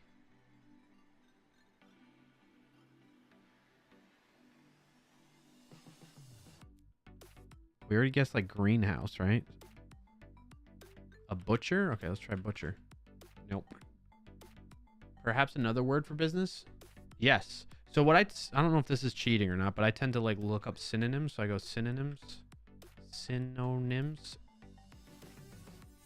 Can't spell. And then, yep. And then I go business. And then I'm like, that helps me. Maybe field. We can try field. Occupation. Occupation. No.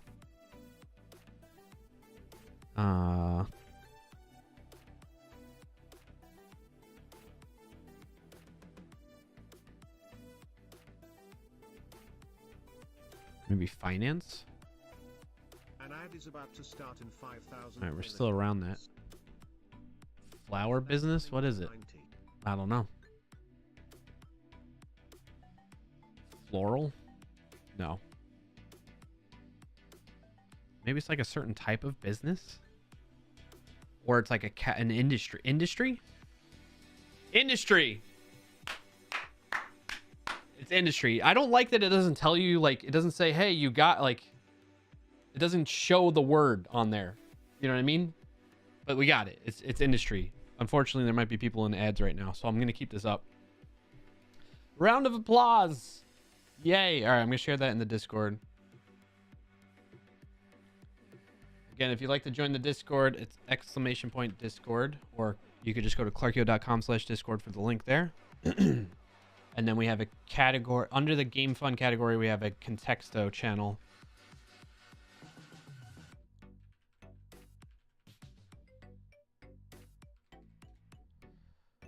Oh.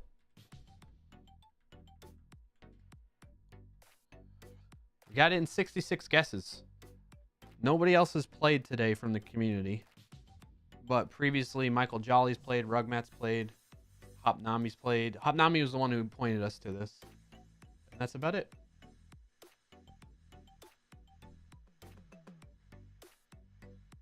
All right. That does it for the word game segment of the show. Gotta love ads for stuff I already pay for. Yeah, no worries, Jed. We got it. The word was industry. If you're just coming back from ads, the word was industry. That was like my next guess right after this. And then it shows you some of the other closer words. How the AI ranks them compared to the actual word. So, we go previous games. We can go to the one for today. It doesn't show you. Oh, it shows you down here. So there you go. Industry was the word. Right there. Number 1. What was the ad, Jed? Hey, thank you for the congrats, Jed. Oh, man. I gotta stretch. All right, folks. Let's get into what we need to do.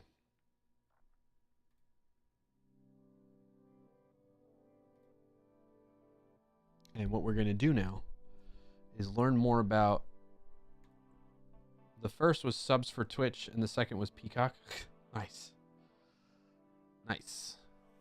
All right, I'm going to pin this and pin connections, although I don't know if I'm going to keep playing that game because it annoys the heck out of me. All right, so where we last left off,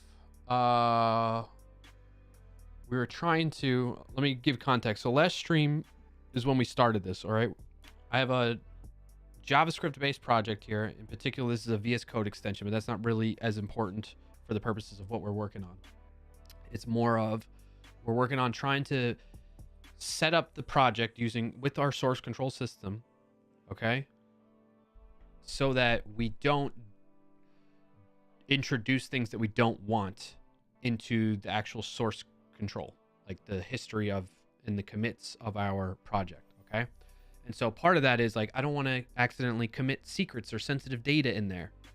So I need something that can do what's called secret linting and have that happen before I actually commit my code. So if I accidentally leave that in my code or in a file somewhere that I forgot to like tell Git to ignore, for instance, this will alert me and let me know and block that from happening.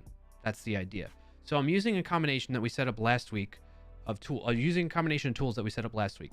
Husky, lint staged, and those are the two things that help you. Husky is the thing that simplifies. So there's a technology within Git called GitHooks that allows you to capture different cycles or stages, life cycles of your Git source control process, right? And so rather than us having to necessarily get into the weeds of GitHooks, there's a tool called Husky, which is very commonly used in the JavaScript ecosystem, that taps into that and simplifies it so that all you have to do is set up Husky, and then through this Husky configuration, which happens up here, you can create a file called pre-commit, and in there each new line is a different command you might want that pre-commit to execute prior to actually committing, hence the name pre-commit, to actual source control. So in this case, what I have it doing is I tell it, one of the examples they start off with when you get started is to tell it to run your npm test script. So just say npm test. What I switched it to for my purposes is I want to run lint stage, which is a separate tool. And the reason we want to do that is lint stage will isolate. You can then, let me back it up. So Husky will run those scripts, whatever actions you want to take against like your whole project, which is fine. You can do that. But sometimes you don't want to do that. Maybe you only want to do it because you're not about to commit everything. You're only going to commit what you have staged. And that's where lint stage comes into play. And what does that mean? If you're not familiar with this type of stuff, when you're using Git, you make changes to a file and Git tracks those changes. So for instance, you can see in VS Code, I have a section called changes and then stage changes. The difference is these are the things that I changed locally on my machine. But when I'm ready to actually commit them to my source control management system, in this case, Git, I need to stage them first and then commit them. Okay? Because Git doesn't know necessarily that I want all the stuff that I've changed to be staged and actually included as part of a commit. I need to intentionally tell it what to include as part of the commit. And that's where stage comes in. The staged phase or flag for the files that you're working on and changing or adding or removing, right? Those are the types of changes that could happen. So in this case, I'm using Husky to say, hey, before we commit something, use lint staged, and then I configure lint staged via my package JSON file, and I tell it to run different things whenever it gets called. And so in this case, I'm saying, hey, run secret lint, which is a dev dependency for me, and use this as what files to ignore, git ignore, right? So I don't want it to run against, well, one, it's only going to run against things that are staged. So likely, I mean, the git ignore, well, secret lint doesn't know. Let me back up, okay? So if I were to run npm test, that would run against everything. There's other things that could happen here. Actually, you know, this makes me think out loud. I don't know if lint stage confines these actions to just the stage files or not. Which is super interesting here. What is the point of lint stage then? Now I'm thinking out loud, like I'm just coming to that realization. Lint staged. Run linters on git stage files. How does it how does it confine it to just staged files? You know what I mean? Because like depending on the tool and the configuration of that tool, it may not.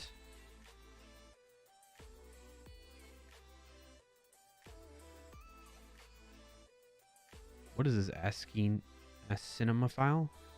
Never heard of that before. Let's look at this a bit more. So linting makes more sense when run before committing your code, right? By doing so, you can ensure no errors go into the repository and force code style, which is something I'm going to iterate on. But right now I'm starting off with something more critical and crucial, which is making sure we don't commit secrets, okay? And by doing so, you can ensure no errors go into the repository and force code style, but running a lint process. Thanks for joining today, TypeScript Tea Time. Hey, TypeScript Tea Time. Today I learned secret lint. Nice to not commit stuff bad on stream. Exactly. There's some caveats to that I'm going to get into that I learned off stream. Liminal, good to see you as well. Just contributed to some code and saw this for the first time when I committed to my forked repo. Oh, really? In that project that you were working on, it did that? So they had that set up, the same thing set up on theirs. Okay. Roy says, don't throw stuff at it. It will bite. Self laughs in despair. That's nice. That's nice.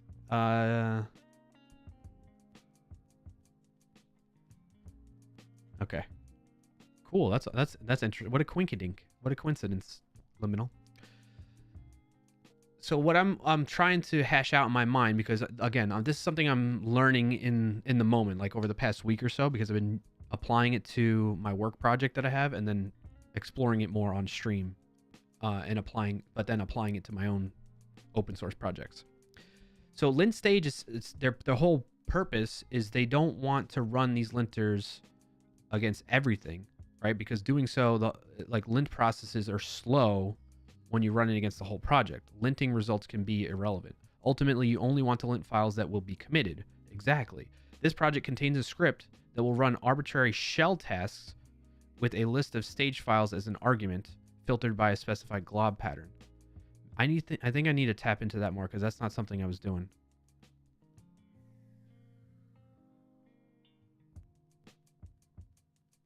Right, I did all this. We have our secret lint.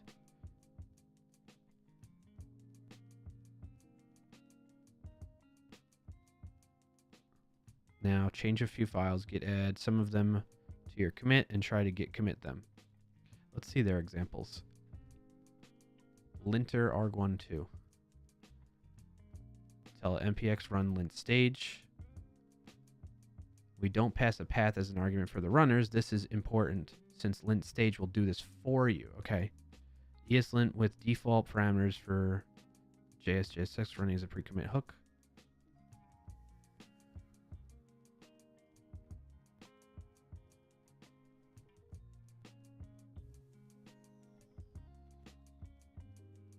If you wish to reuse an npm script defined in your package JSON, do star.js that. So star, let's look at the configuration. How do they have configuration details here? Lint stage can be configured in various ways. Your package JSON, I use my package JSON. So, star your command. Or that. What does the star mean though? Task concurrency. By default, lint stage will run configured tasks concurrently. Okay, that's cool. Cool. Which is what I want to do.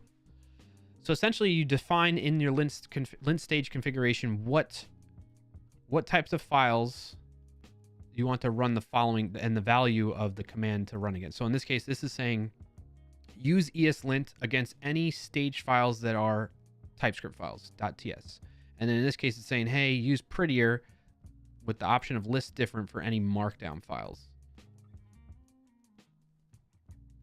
So you can run concurrently. This is typically not a problem since the globs do not overlap and the commands do not make changes to the files, but only report possible errors. If you want to run multiple commands for the same set of files, you can use the array syntax to make sure commands are run in order. In the following example, prettier will run for both globs, and in addition, ESLint will run for TypeScript files after the previous one. Okay, both sets of commands for each glob are still started at the same time, but do not overlap. Interessante. Filtering files. Linter commands work on a subset of all staged files. So maybe... So what I've been doing in the past, I might be doing this wrong. Oh, so in my work stuff, I was doing this. I was saying, hey, **/ that, right? And that would tell it to go and get everything. But in this case, I do want to git ignore. I do want to ignore based on secret lint. I want secret lint to ignore based on my git ignore file. So like if I have a .env file, which I don't know if I do in this project.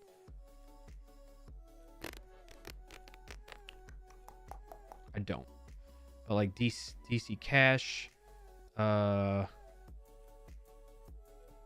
secrets. Like this was me testing it out last week.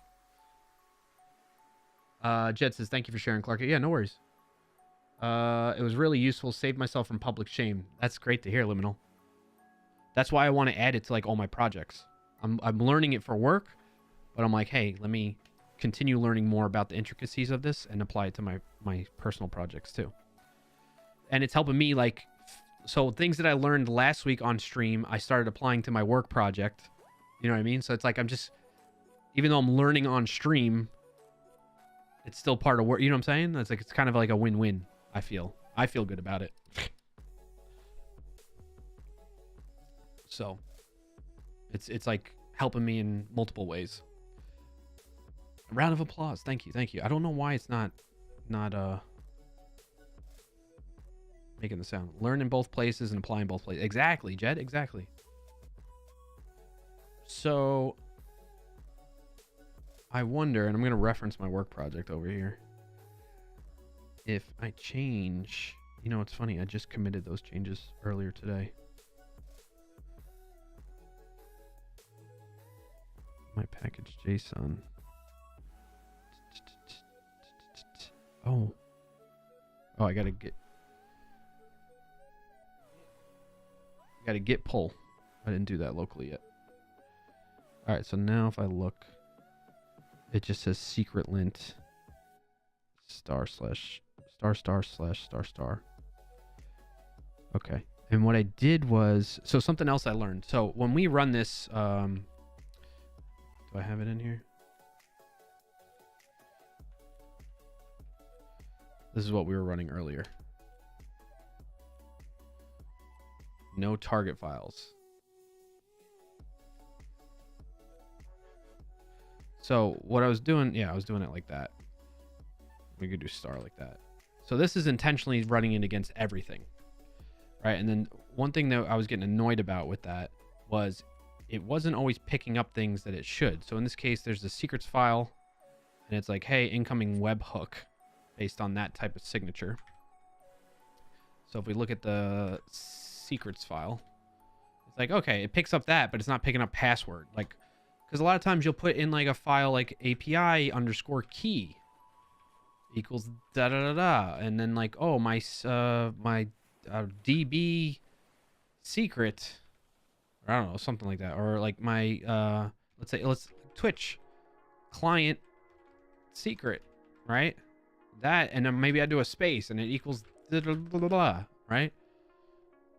And this won't pick up on it because it's not configured to do so. But I learned how to do this, but we'll dive into that and update it here. But you can see, like, so it's only picking it up in extension.ts, and it has to follow a certain signature, a regular expression pattern that catches that. Okay.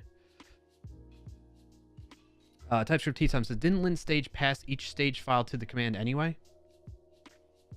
Yes, exactly. Which is why I think so in my work configuration that I'm referencing on my other computer here, my laptop, my work laptop, I have it set up in my package JSON, not like this, but instead, well, you can basically like this, /**/ right? So I'm escaping the double quotes there, right? And so what that's doing is it's kind of bypassing what lint stage is doing. Lint stage will pass in the files that are staged into this command, is my understanding, now that I just learned that, like, just through reading there. I'm assuming we need to test this out. So I would expect, based on what I have staged right now, only the extension TS will run when I try to commit. So if I come in here and I go, hey, we already staged it. So if I go git commit testing pre-commit checks, it should stop it, right? In which it does. Only based on extension TS versus what we did earlier, right? When I ran it for against everything. So that's cool that that's working as expected,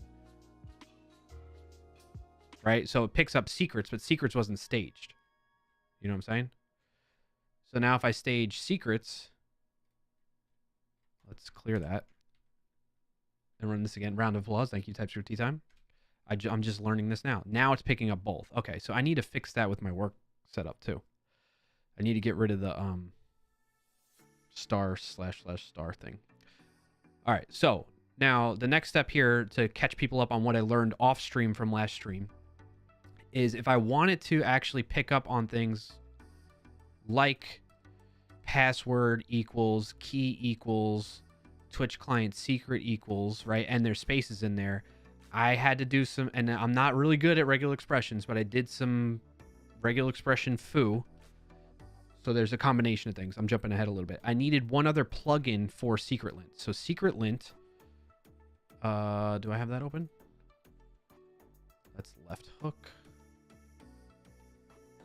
Let's look up secret lint. It's pluggable, and there's a pluggable plugin. So I use their recommended one,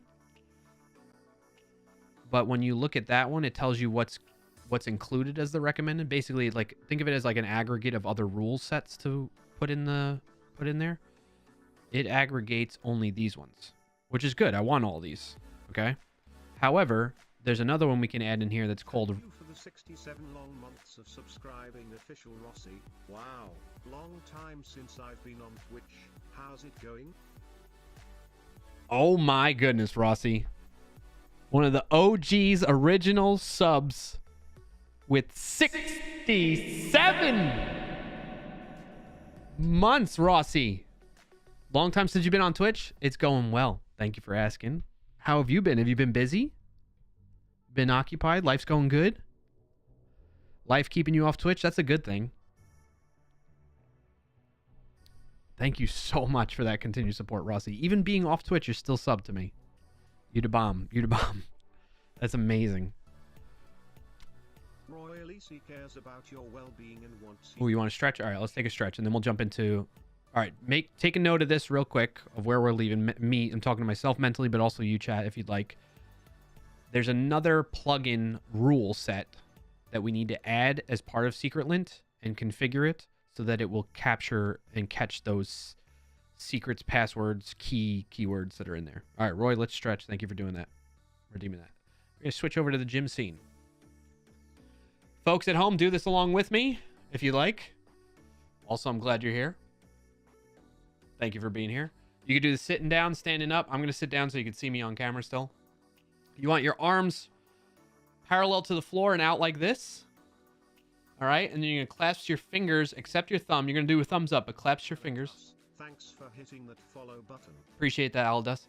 Clasp your fingers into the palm of your hands and do a thumbs up, okay? And then you're going to pull your arms back a little bit behind your back. So still parallel to the floor. Welcome But back. Thanks for joining today, official Rossi. All right. And then you're going to slowly, trust me, you want to do this slowly, rotate your thumbs down like your thumbs down. Oh, yeah. Feel that. You feel it? And rotate it back up. And rotate it back down. All right, shake it out. Woo! That feels good. Feels good. Feel good. Oh, some other stretches if you'd like. Do that. The other one I like to share with everybody is put your hand. You're gonna push your hands against each other, but instead of palm to palm, you're gonna go backhand, backhand, backhand. I actually just hit myself. Backhand to backhand. Bend at the wrist a little bit and push towards each hand, like they're fighting, and you'll feel it right at the top. It's good for carpal tunnel, apparently. Shout out to Allison Krug, someone who used to be a colleague of mine at a past company, who taught us all this. Shake that out a little bit too. All right. Any other stretches? Do whatever you want now. Clasp your hands behind your back and pull if you can do that. Whatever's comfortable for you. Oh, it feels good on my back. I tend to be like hunched a lot of times, so like bending my back the other way, like a U shape. Like, what is it? What do they call it? The cat and cow? Something like that. Oh. Moo! You're supposed to be on all fours doing that though. Or I don't know. What do they call that? Anyway, thanks Roy for redeeming stretch. Count that as done. Wow, that was a good move, Ryan. Rossi says, yeah, everything's good. I just tried to focus on getting stuff done instead of procrastinating, so Twitch had to go for a while. Totally understand, Roy. Did you get a lot of stuff done? Some personal projects? Cat and cow or the yoga poses? Yeah, that's what I was thinking of. TypeScript tea time. Any wins in that time that you can share, Rossi? No pressure though. It's all good. I feel like Roy didn't say that. Did I say Rossi? I meant Rossi. That's what I meant to say. TypeScript tea time, and you can do versions of those sitting as well. Oh, really? I didn't know that. I'll have to look that up. All right, back to business. A little intermission there. We need to add a rule that is called pattern, secret lint rule pattern. And what this does is allows us to pass in a regular expression like this one to capture and find passwords and then fail that lint, if you will. So we're going to do a little npm install like that. However, we're going to add, or we'll paste it in here. We're going to add the -d to save as a dev dependency, not as a production dependency. We don't need that at runtime. TypeScript tea time names might differ though, but the idea is the same. Okay, got you. All right, so let's clear that. So now that we have that, we need to add it into the rules like so. And that is in my secret lint RC file, the configuration for that. So we'll go here, we'll go to secret lint RC, and we just add it as another rule. Now, here's the thing. This doesn't really work well. I don't even know what this is. There like something where I can paste in a regular expression somewhere and it tells me what it does? Anybody know that? Rossi says, yeah, I got a girlfriend, spent ages on building an AI company focused on Forex trading, foreign exchange trading, still in progress. Nice, Rossi. Big congrats on all that, man. Very happy for you. But you need to paste example text. Okay, regex101.com. regex101.com.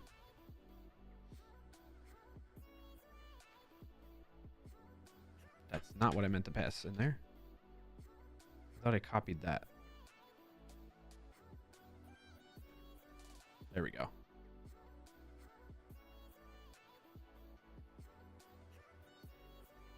Match the character P all the way to D, then /S.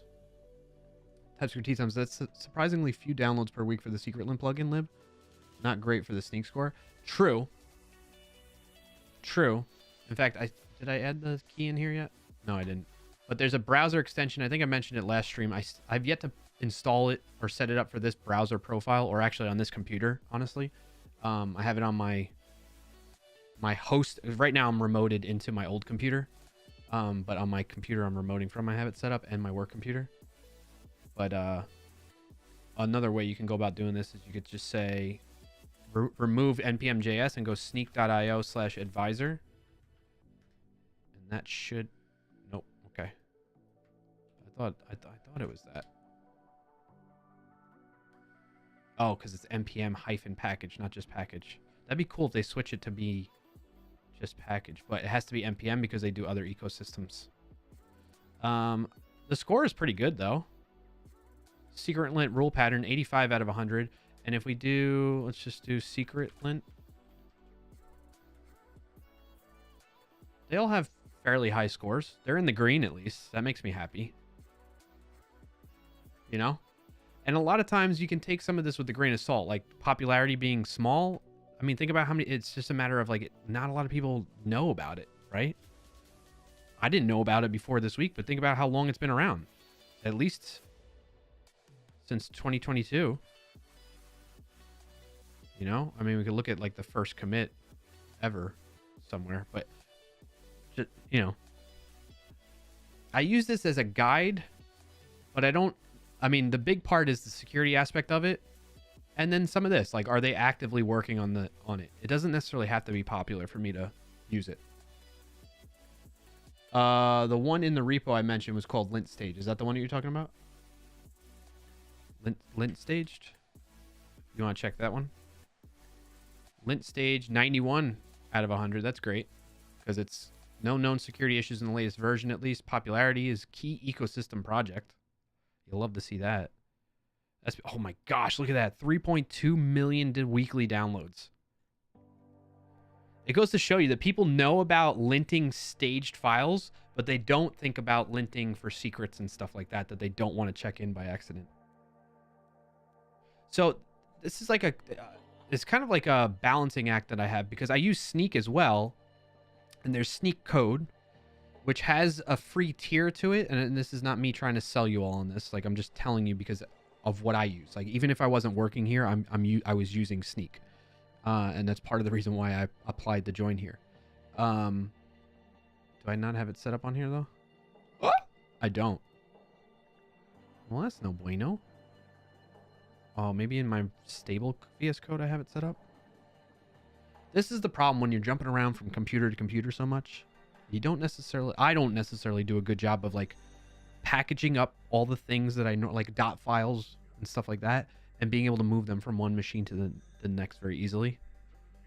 So in any case, well, I can go to the extension marketplace, or you know what? Maybe it's this. It's because I'm in WSL. To start in 5,000 milliseconds. Sneak. There's an ad running for 90. Huh. I thought maybe it's the profile I'm in. That might be it. Oh, that might be it. Oh, yeah, it doesn't have my profiles. I have like a Clarkio profile, a default profile. Maybe I need a restart. Setting sync is on too. Why aren't my profiles here?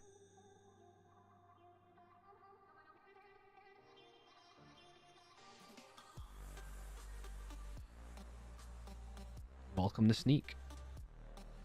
So in any case, well, once I do all this, hold on a second, chat. Log in with my GitHub. Continue. Authenticate.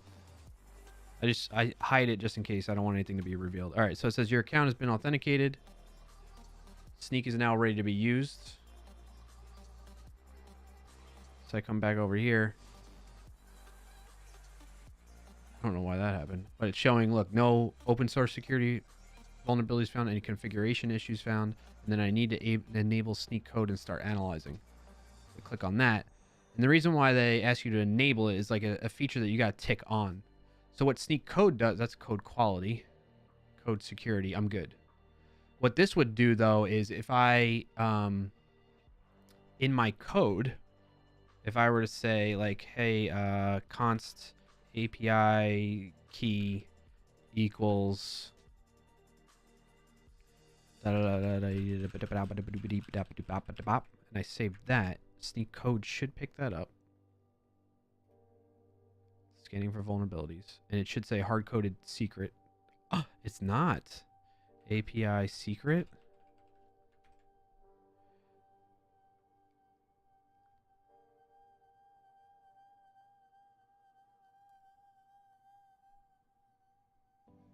Oh. If I say secret. It's making a liar out of me. If I do password.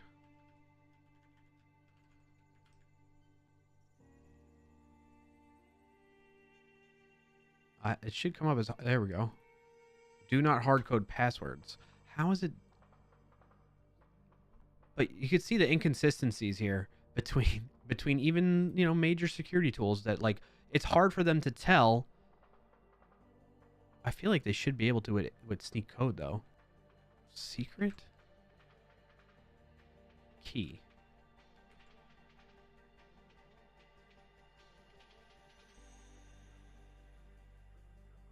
I'm gonna have to report this back to the team. Maybe so.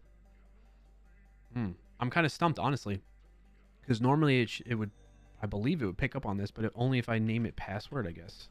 Does it notice that? In this particular case, I could swear it does for when you say key equals something. And oh, what about token? Const token. A lot of times that's added as something else too. See if it picks up token.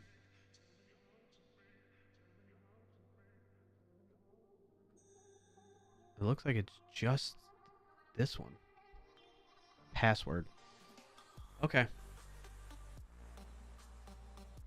I'll have to ask internally why it only picks up on hard-coded passwords but not key or token as the keywords to look for in this. But in any case, I'm mostly relying on Sneak code to catch me from doing this and checking in my code. But Sneak code is not going to stop me.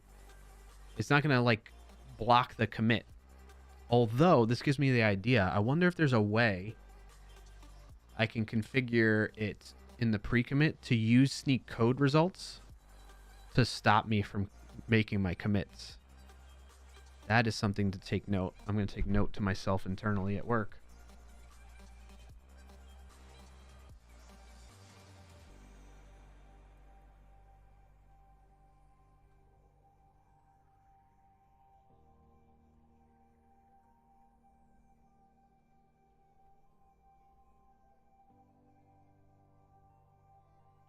So the idea is maybe there's a way we can tap into Sneak code and even Sneak open source, because what Sneak open source does is it lets me know, like, let's say I add a npm package that's vulnerable. As an example, I'll do npm install marked at 305. This is, I know this one because I do presentations where we use that library, and it's intentionally vulnerable. And so now if I tell it to scan for vulnerabilities on the open source security side, it's going to tell me about vulnerabilities in that version, right? So it's telling me like, hey, you depend upon this open source library, and we know of this many high severity vulnerabilities, medium severity vulnerabilities in that library, that particular version you're using. And then it tells me how to fix it. It says, okay, fixed in marked version 036. I mean, there's like, what is it up to actually? Again, this is usually just for demonstration purposes, but if you hover over this, you can see the latest version is 9, and it was published 3 days ago. So, but in any case, I wonder if there's a way I can tap into the like Sneak to be a pre-commit action. Uninstall marked.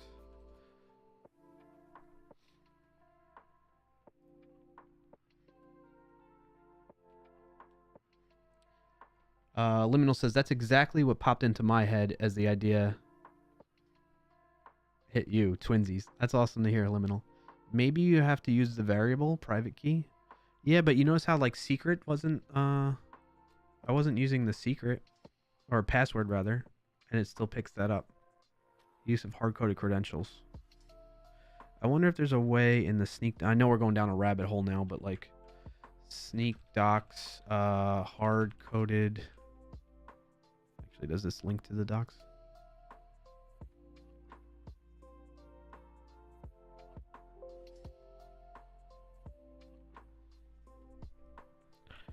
Page not found. What a great experience.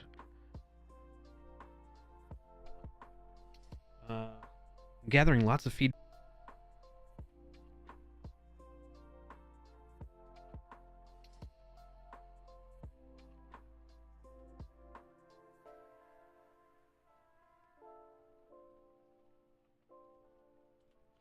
And that is sending me to docs, Sneak docs / product Sneak code / security rules used by Sneak code. That's somewhere else. I've seen it before. Sneak code security rules. What's the difference in that link? Scan application. So the slug changed.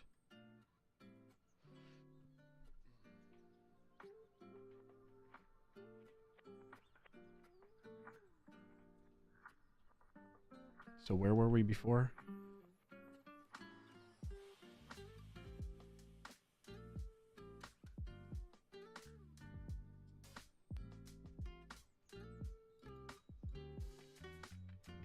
So it was product / Sneak code to scan application.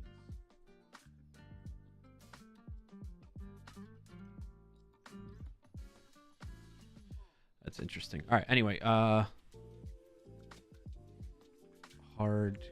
hard-coded credentials. How is it doing this though?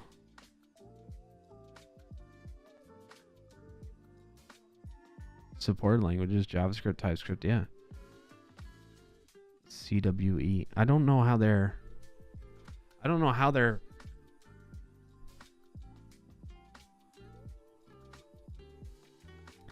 well, you know, it's proprietary, the means that they're using to detect this, but I wonder why it doesn't have key and token.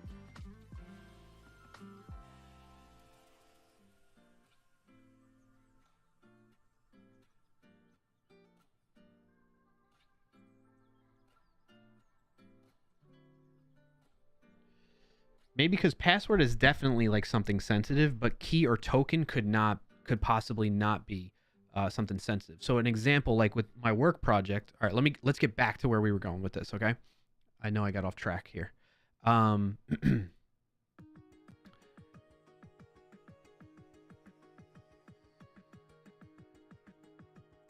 every day is these bots that keep trying to promote. Today I learned npm unlibname. Oh, you didn't know that, TypeScript team? I'm glad I could help with that. Let me catch up on chat, actually, before we go any further. Deep Harvin, McDonald's, T-Mobile, and the creator movie ads. Is that what you just got as an ad before? Roy says, why are you using remote into your old PC? It looks rather no lag at all.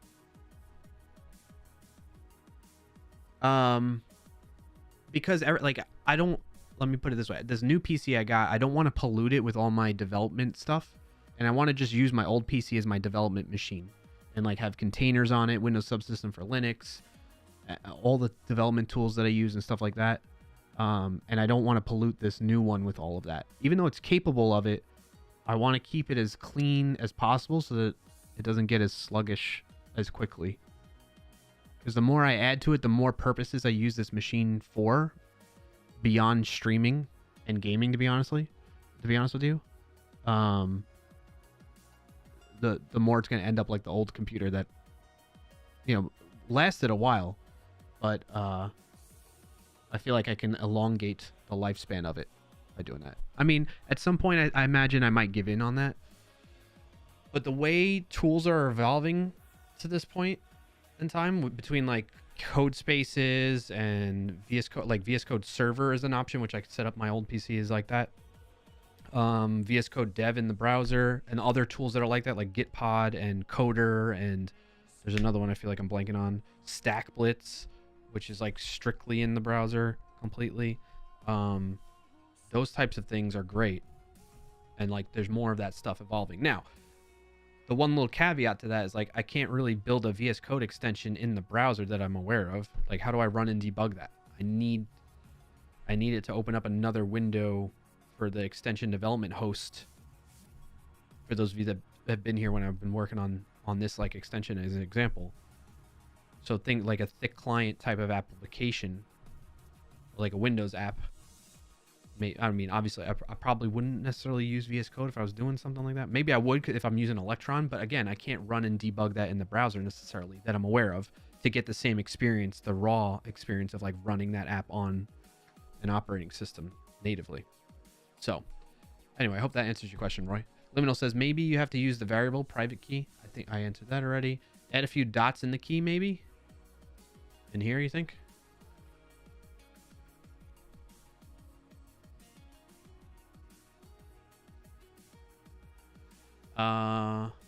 TypeScript T times. I wonder what GitHub Copilot X would say if you ask it, should I commit this line in my Git repo?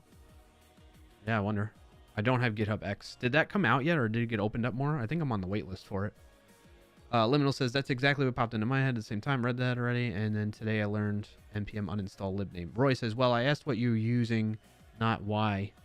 Silly, but good to know. Oh, you asked what I'm using to remote in? Just remote RDP, Windows Remote Desktop Connection app. There's like the native one that's built into the operating system, and then there's one that you can get through the Windows store. I just used the native one. Sorry, I misunderstood your question, Roy. So it's just picking up the no hard-coded passwords.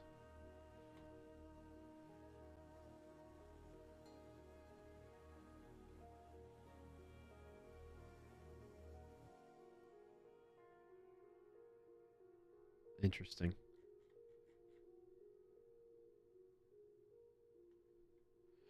Well, in any case, I'll have to dig more into that internally on why that's happening. But getting back to where we were going.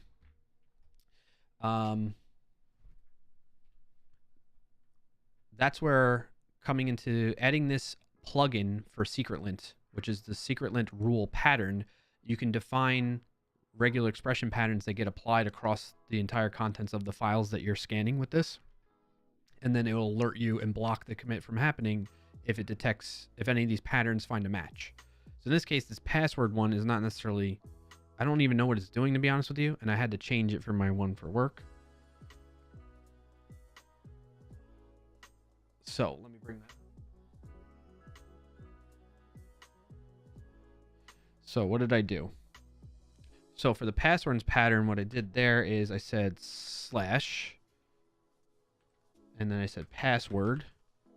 And usually you say password equals something, but it could be equals, or it could be like in the JSON format with a colon, right? So I'm going to say password equals or colon. and then close that there. But then it could also be just password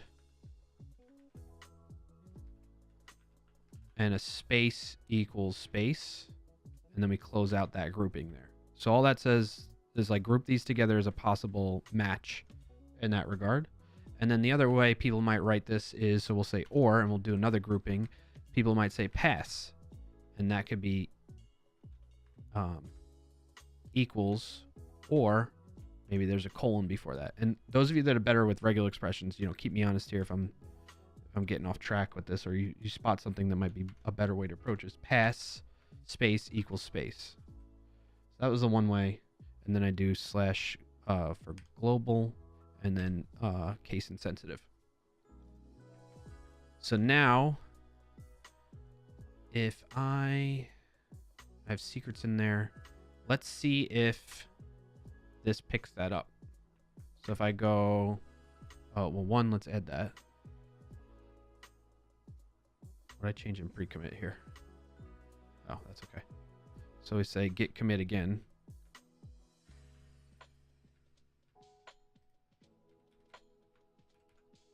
Clear, git commit. If we try committing, all right, we're seeing some errors. We got pattern matching password equals. So now we're catching that in the secrets one where we weren't before. And then it also gets the webhook. It did not get it in extension TS. How did we write that in there? Password space equals. That should count. Why isn't that getting picked up? Did I not do it right? Maybe because of the git ignore? No.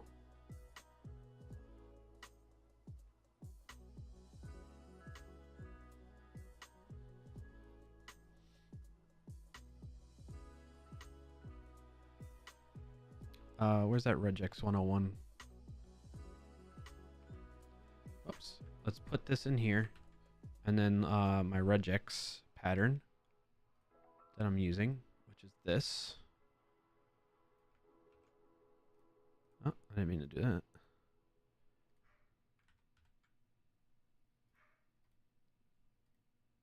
Why isn't that picking it? Oh, there's two spaces. That was a good catch there. Okay. Just one space on that. So now we clear this. We had 3 errors before. Now we should see 4 errors. Now we still have 3. What the fudge?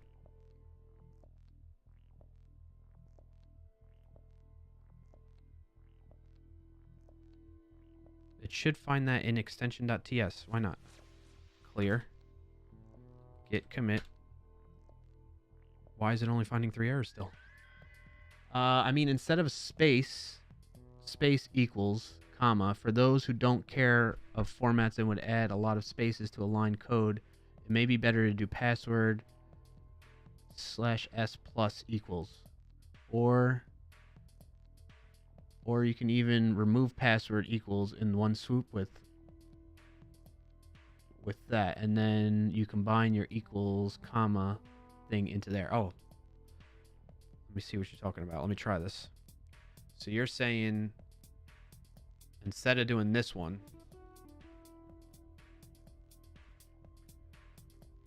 we can do /s plus.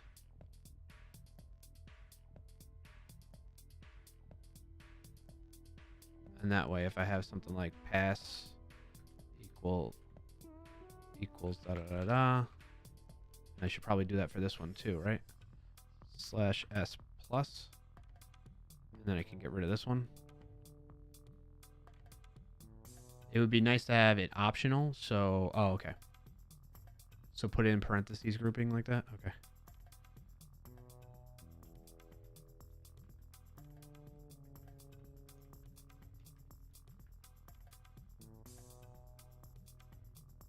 So if I did something like pass equals pass colon pass colon space colon da, da, da. That way, even if I have any spaces, right, it's still picking it up. Thanks, Roy. Appreciate that. Seems to be what I want.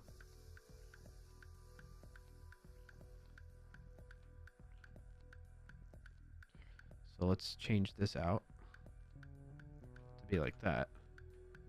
But I gotta do. I gotta escape this. I think that's how you do it.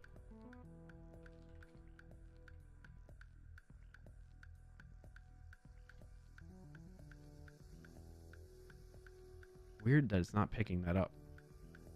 It's getting this one based on secret lint rule pattern. So why is that one getting picked up but not the other one? That's in extension.ts. Password space. You know? I had that issue with coworkers because they add spaces in random places to align their code with other bits. It looks nice though. I got you. Any reason why this would happen? Oh, because those changes aren't in staged. Silly me. Now it should show. There we go. I didn't stage them. So that was even more proof that the staging, it only applies to staged files, not changed files. Okay.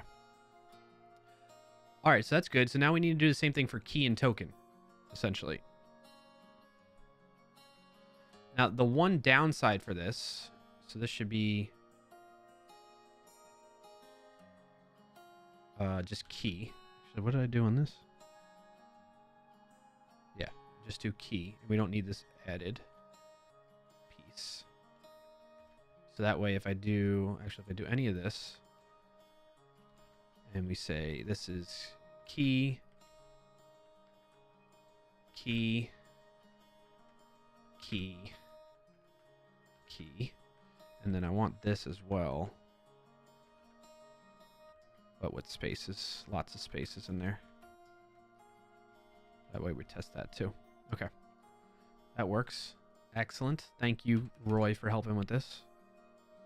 Big time help. All right, so now all I got to do is I got to say, all right, let's add a new pattern, and this one's going to be JSON object. Name of it is going to be keys. We should name this one passwords.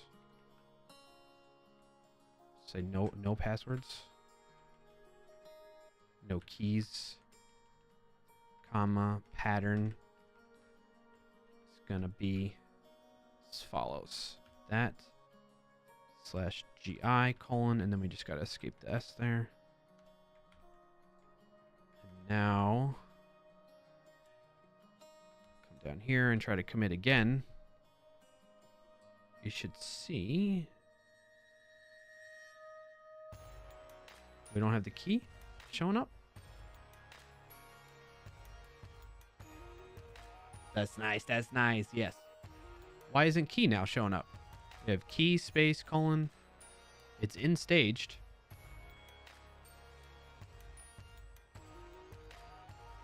Oh, maybe I didn't add that.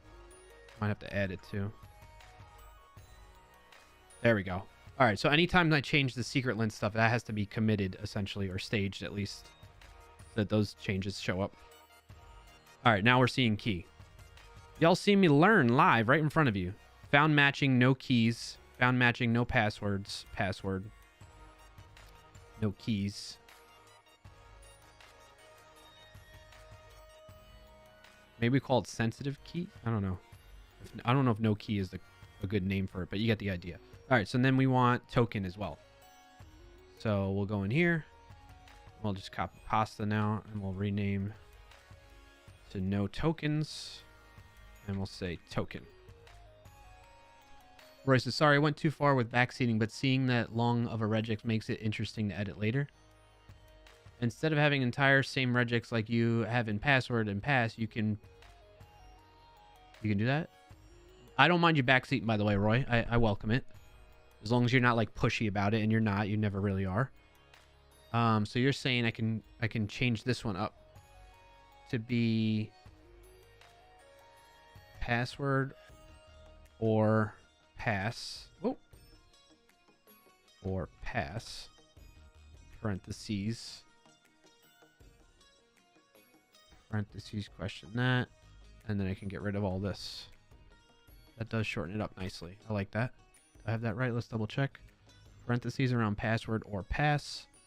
then parentheses around space plus question mark optional, and then equals or colon as the next grouping. Okay. Cool. All right, we go clear on this. Let's add those in there as stage. And now if I try to commit that, we have 7 problems. We have token, we have key, we have password. Everything's getting caught. That's good. That's what I want. Now, the one unique thing with work is, for instance, it's capturing like, for instance, let's say I have an HTML file. So let's do that. Let's go add index.html, and we'll do like body, or no, we'll do HTML5 tab, and then in here we have something like, hey, this is like a view div, and it has a key that equals da da da da, right? That gets picked up. We do that. Like, we use Vue for our front end for the app that I'm working on at work, and something like that would come up. Then also, like, we use a library called Quasar, a visual components library, and then we'll have like a Quasar table data element, and in there there's a key attribute as well, and it goes like da da da da, something like that. And we also have, like, actually in that case it's not key, it's row hyphen key, like that. And I don't want that to get picked up. So what I end up doing for my regex in there, and being that we have someone like Roy in here to help, is interesting. I haven't seen secret lint before. I'm glad to hear that. What I ended up doing was I created a regex. Let's put that in here as like an example of text that we have. So those get picked up, and I didn't want those getting flagged. So what I did was I updated it to say,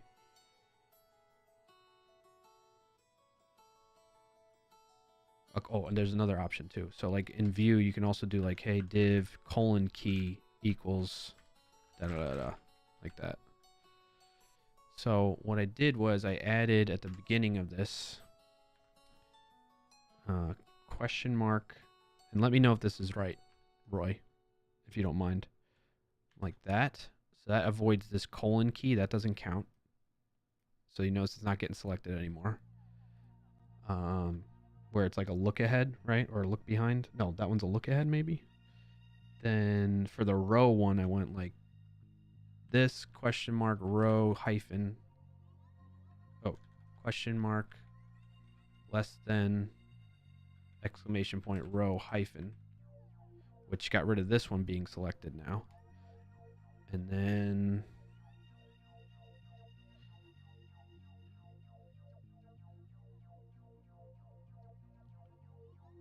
I think this was like this Q-TD, like that.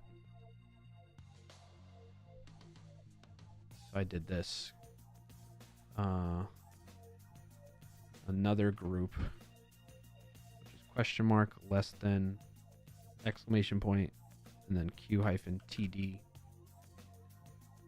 dot star. And that seems to work for that. That makes sense to you, Roy? That way, a lot of the stuff that's specific to Vue front end HTML stuff, it wasn't picking up those keys at least, or avoiding that being flagged.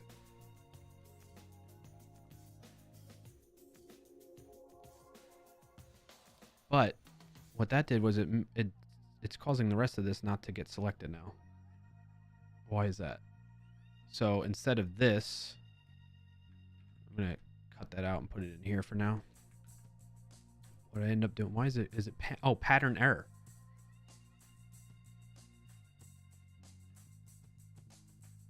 Why does that work then? Quantifier inside a look behind makes it non-fixed width. That last bit, not really, no, nothing is grabbed. So I should just get rid of that. Oh.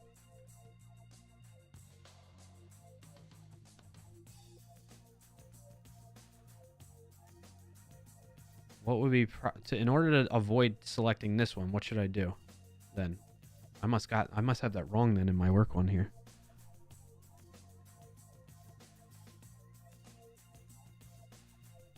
I basically want it to be like anything, because there could be other attributes in here like style equals dot dot dot dot dot, dot, right? So, and I don't want it to get flagged on this for secrets lint. So what do you think, Roy, if you don't mind helping me out there? Do I just do star or dot?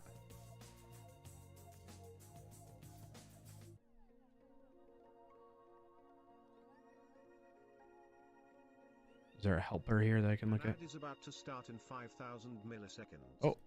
Oh, I thought I lost my work there. Running for 90.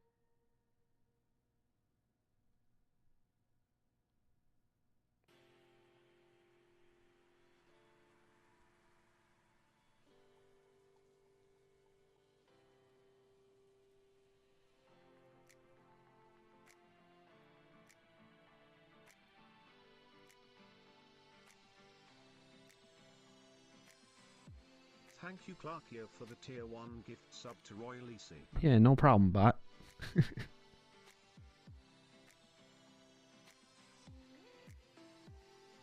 Yeah, no problem, Roy. That way I don't want you to have to see those ads.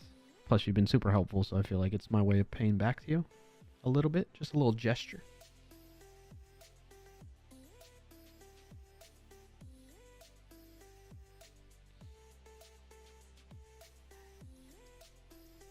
So,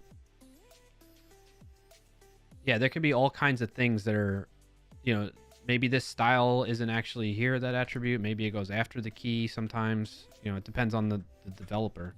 But the idea is it could be inside of this HTML element, which is always going to be there in that case.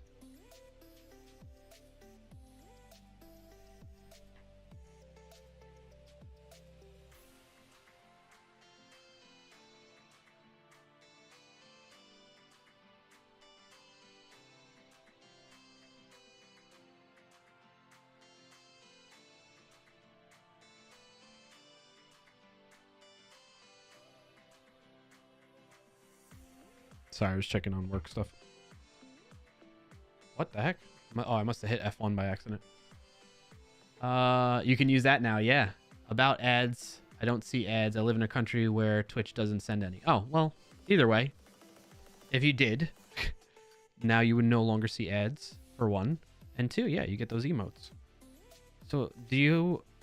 No pressure. If you don't have an answer, that's fine. But, like, do you have a suggestion on how I would approach making sure that this one doesn't get selected or picked up by the regular expression? Negative look behind. Do I just do like the slash S plus again? Ooh. Or just plus? You can't do that. Can you not do plus in a negative look behind? Is that what? A quantifier inside a look behind makes it a non-fixed width. Is it because... Let's... Oh.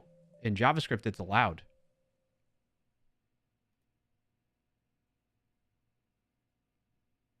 So I can do dot star in here. Yeah. So I guess in the JavaScript regular expression, it allows that. You notice how it's not being picked up? That's why it worked for me at work. I was using whatever this one is, PHP flavor. Regular expression. So that does work. So it matches the previous token, matches any character for line terminator, except for line terminators. Matches the previous token between 0 and unlimited. Oh, that's a good thing, because sometimes maybe someone might do Q -TD and then down here, like, do spaces or tabs or whatever. Key equals U. I don't think I would ever do that, but it could happen, right?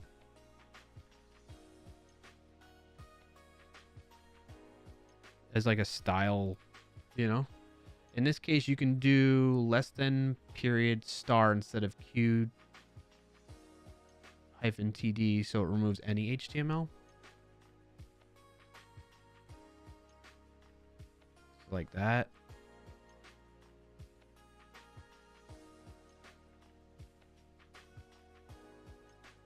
Wait, did I just do that wrong? No, I did it right. Yeah. Sublinters auto format when you have enough attributes. Yeah, like to that, right? TypeScript time. You know, a bunch of attributes would be like, I keep hitting tab, but it tabs over. So then this, you might have style equals to, in which case this one gets picked up. Yeah, so if someone isn't using Q-TD specifically, but say div key equals, that's a good point, Roy. Good catch. That does sound annoying. I wonder, what's another one where we'll capture, do I do or, where's common tokens? Oh, on the right hand side, look at that.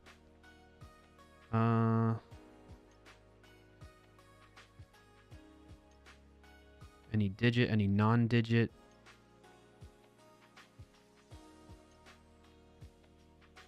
Maybe /s. Does a carriage return line feed count as white space? /s. No, don't want that.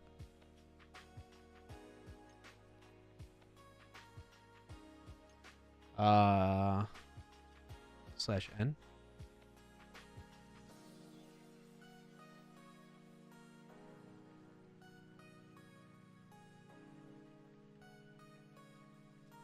That kind of works.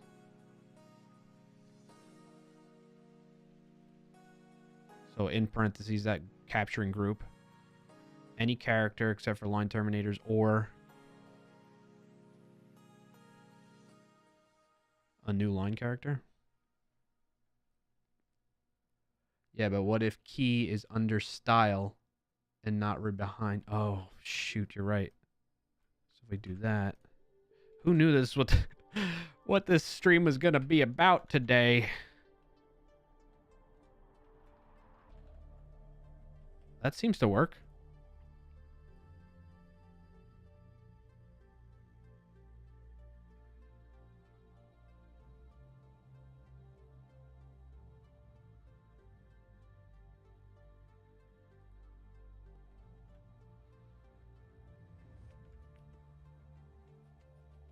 Yeah. Training my regex kung fu.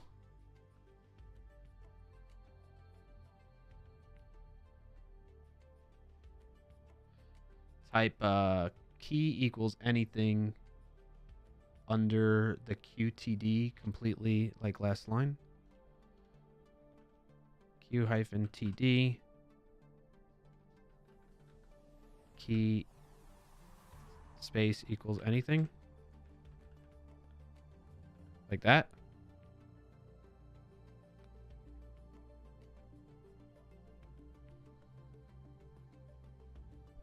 Is that what you were looking for, Roy? This one on the bottom here?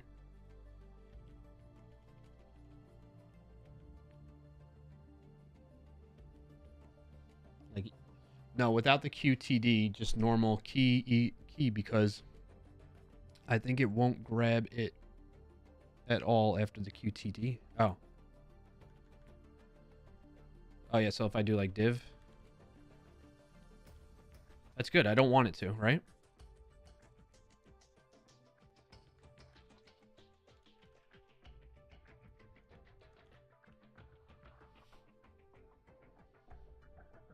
That was a good test, if that's what you were trying to help out with there.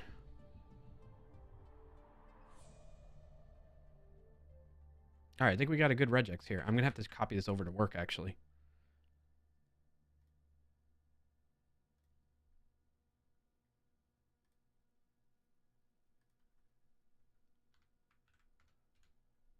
So that I can update and make a new commit for that.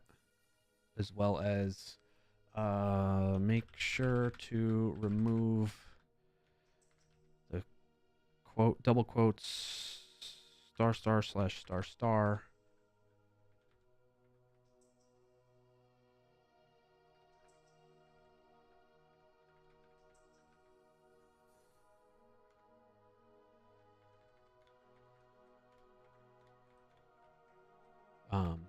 From secret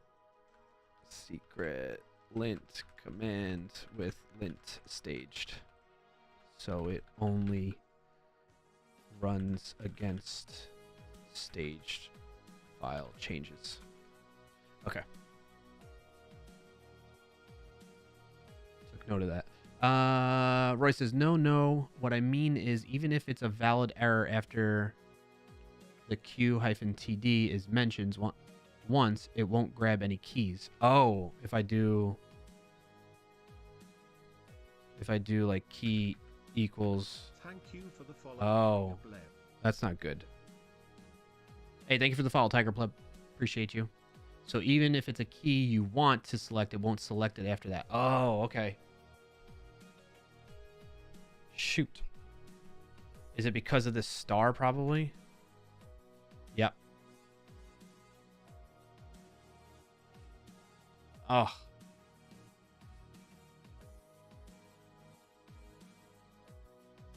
How am I supposed to capture that then? I guess I can't. Right? I feel like that's impossible to prevent from happening if I put it back to the other way. Which means my current one from work is probably not going to work either. It's because you have /n star, which says any amount of new lines. Oh, okay.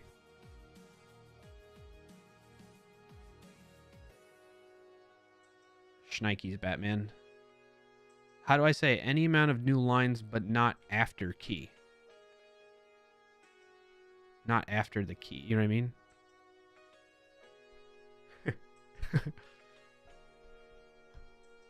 Maybe that's what I want.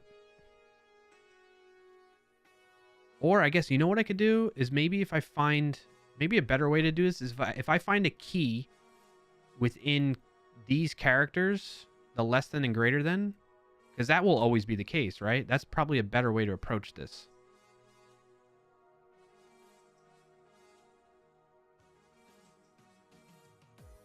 So I want, this is a look behind and a look ahead, basically, is what we want, right?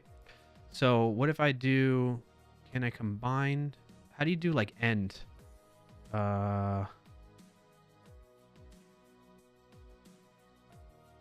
End? That's cool that you can search.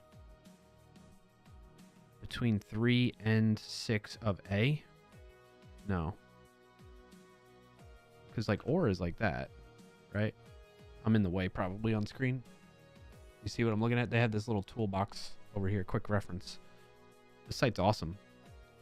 I was thinking that, but I don't know if there's a way to make JavaScript ungreedy. Oh, because of this flavor I'm using.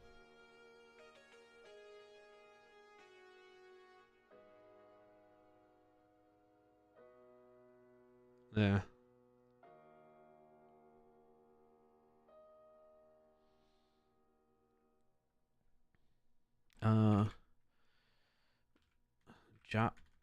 JavaScript regular expression between two characters.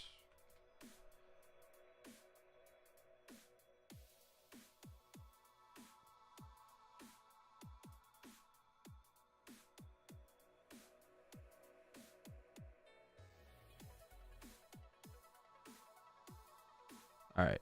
I'll look ahead that part does not consume any input. It is a zero width assertion as our boundary checks and look behinds. You want a regular match here to consume the cow portion. To capture the portion in between, you use a capturing group.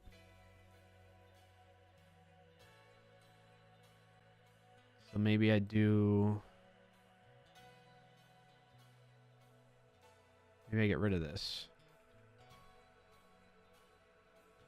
And I do like a, that's a one capturing group right there. And then another, so I do or, and I say,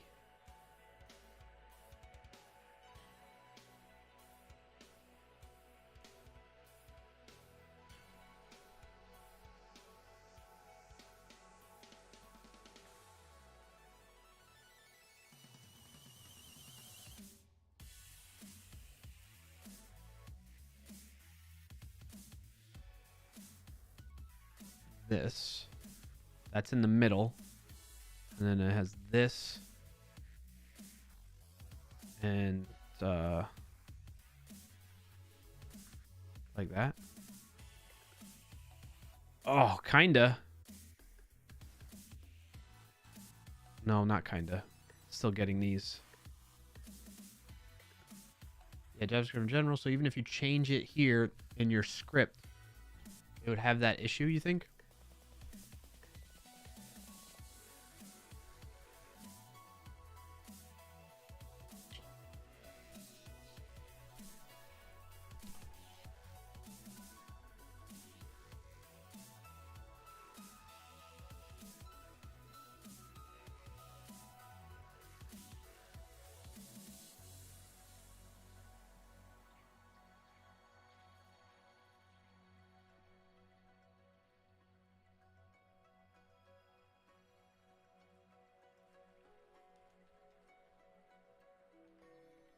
All right, I need maybe a negative look behind of that.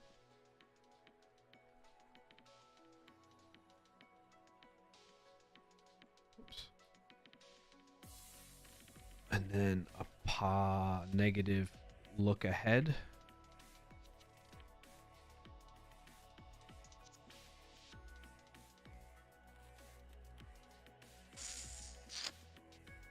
Not easy to do not in regex. I hope they add that at some point. Honestly, there would be so many uses for it. Yeah. I feel like this would I'm almost there. What's look behind? It's behind this key, the keyword. How do you do a look ahead? Ahead.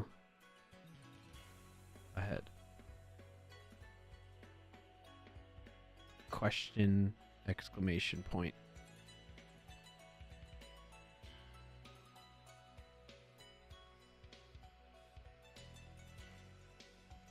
Oh, it's gotta be like that.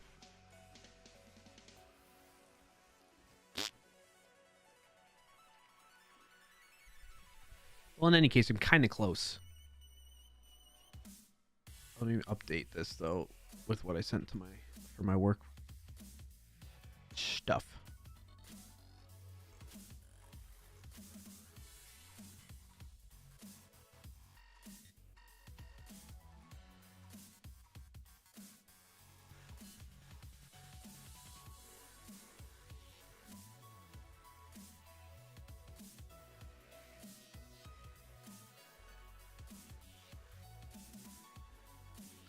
I feel like it's good enough. In this particular project, I'm not going to have this situation where these are going to be on a new line. Oh, why is that one getting picked up still? Why is that one getting picked up? It's in line.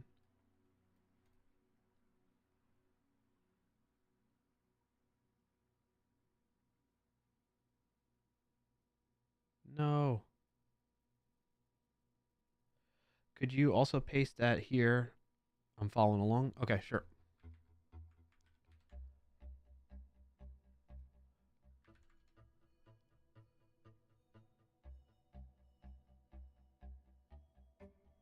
Oh, right. I removed that. Can I undo all of it?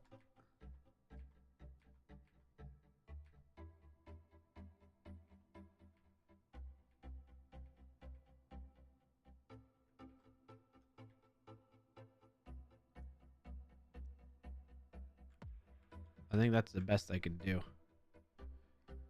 That way it doesn't grab this one. And these ones are probably like unique use cases. And then it's still grabbing this one at least. You know? That's the proper one I want to use for now. And then figuring out how to get rid of those. Okay, let me put that. I'm putting that one in the chat right there.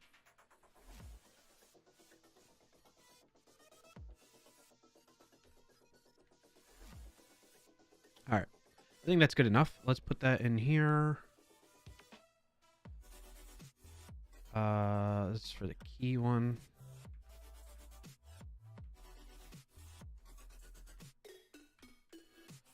Okay. All right, we got that implemented. Very cool. No tokens, no keys, no passwords. Oh, we want no secrets either. Oops. So we want no secrets. In which case we'll say secret. I don't know if I have that actually in my work one. Yes, I do. I have passwords, keys, secrets, and tokens.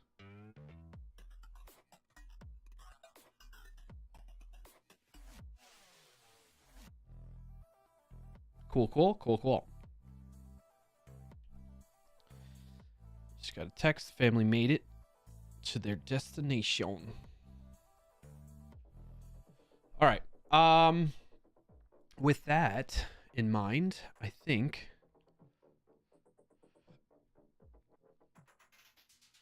what was I going to do next, chat? I forget. I kind of we went down a rabbit hole there, but hey, we learned some regular expressions so far. We learned what I need to change in my work stuff so that it only works. It only happens on what's being staged and not what's changed. So that's good. I think we need that. Package JSON, what's changed here? Husky install, secret rule pattern, rule set. Those are dev dependencies. Husky, lint stage, and secret lint. Yep. And then the configuration for lint stage is that. Perfection.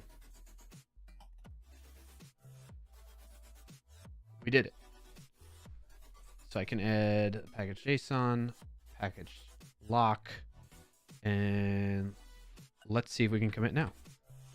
It shouldn't let us because we have that secrets file. So we're going to say test again. It's great that that's all working. But now we're going to get rid of this secrets file from being staged like that. We need extension TS to not be like this. We're going to undo all that completely. Discard those changes. Remove that. We're going to clear. Now try to commit. Add secret lint pre-commit Husky hook and config. Hey, that commit worked. So now I'm going to push. I'm going to say in terminal. We'll do it all in terminal. Git push. Git. Oh, let's do push again. Git push -- set upstream origin pre-commit. All right, so now that should be up on my repo, and then I can merge it into the main branch. And we got a good solution in place to prevent me from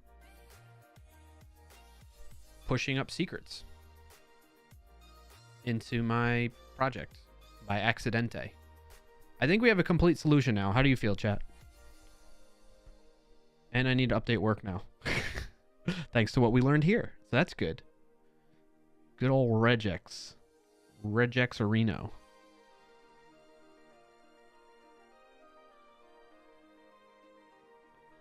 What I think, it looks pretty nice. Thanks, Nafra. I'm glad to hear that. Appreciate the input from you. I do appreciate that feedback very much. It helps a lot. What I think I might do next, maybe off stream and then bring it up next stream or do it on next stream, is I want to do what's typical. Like, so this is a little atypical in terms of, like, as you can see, like the examples that pre-commit and Husky show you, or sorry, lint staged and pre-commit kind of expect. They're like, hey, we expect you to do things like lint and whatnot. So I want to add that in there. What I realized is I don't actually ever set, I always thought I was using like ESLint, and like I thought I was linting properly all this time. All right. Like, not afraid to admit this. I'm a little embarrassed to admit it, honestly. But I thought I was linting all this time. But really, or I thought I was setting up my projects properly to lint. However, I've not been. I've just been relying on VS Code and my settings in VS Code to do my linting for me. I know. I'm a knucklehead. So like Prettier and all that kind of stuff was just kind of doing that for me. And I'm a knucklehead. I never actually set up my projects to lint properly. So that's what I want to do. Like, you can even see it. Like, oh, look, I have this ESLint config. But it doesn't, I don't actually have lint set up. I don't think I even have it as like a package JSON dependency. Do I? Make a liar out of me. I do have it. I don't have anything that actually runs that in lints. I do. I never run that though.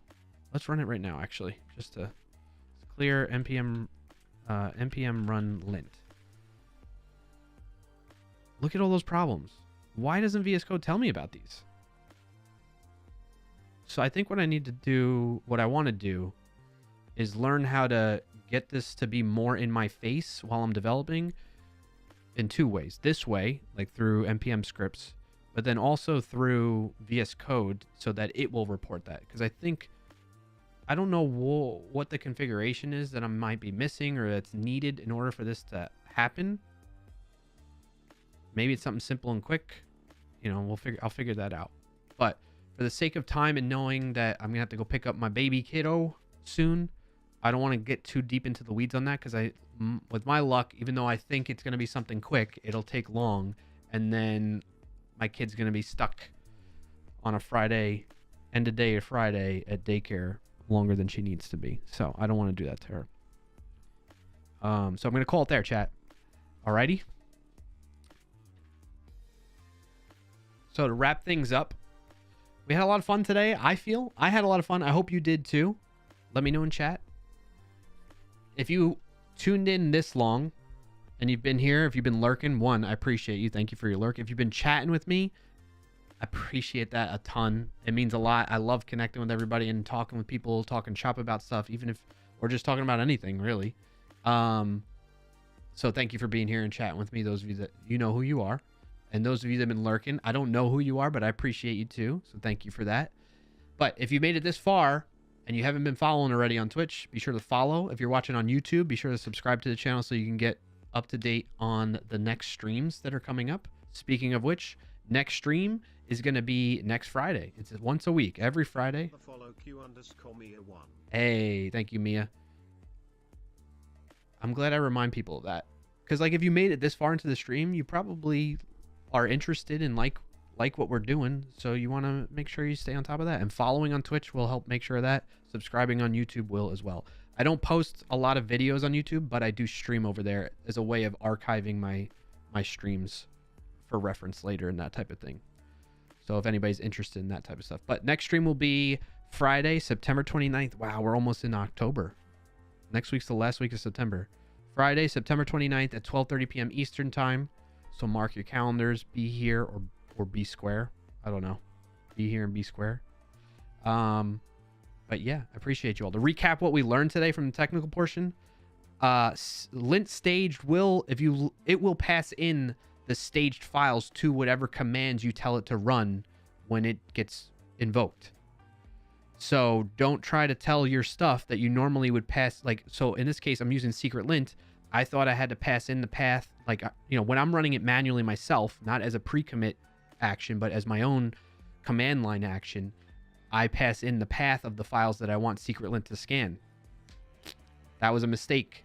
I learned that today, because lint stage will pass in those files for you, the paths, as an option to the underlying arguments that it's going to call on your behalf.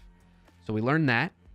We learned how to do some regex for pattern matching for finding secrets, password, keywords, key, tokens, and adding those so that secret lint will pick up on that. We learned about that plugin, the pattern option, the pattern plugin that you can configure as a secret lint configuration. And then we connected all that together into the project so that we can make sure ourselves and other people on our team that might contribute to the project don't accidentally commit secrets into it, right? I don't think it's a foolproof solution, but it's at least something to catch a lot of the cases. I don't know, let's say like 75% of the time it'll catch this type of thing and prevent you from accidentally doing that, I feel, right? And I also got some good feedback to share for work between sneak code and catching hard-coded secrets. What's up, Dubsman?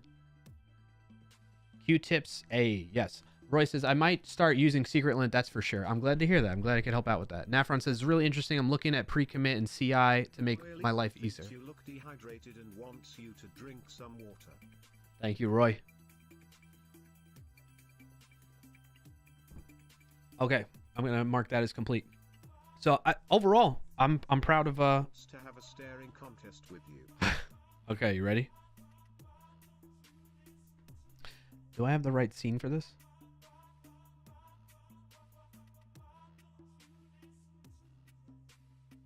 I need like ultra zoom.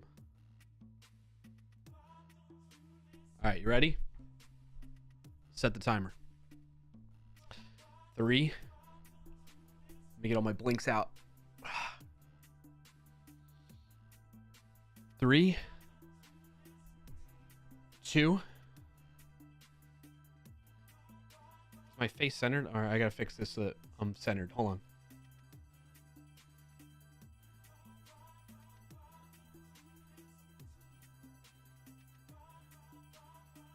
Is that better?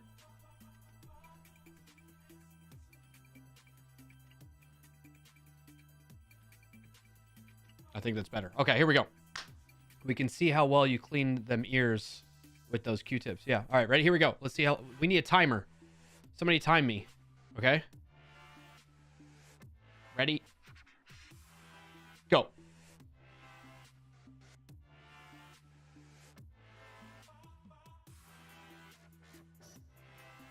Oh, man, I lost already. Hold on. I could do better than that. I could do better than that. I got the fan going. Hold on. The fan's blowing air in my eyes. It's hard to stare at the screen like this. Ready? Set. Go.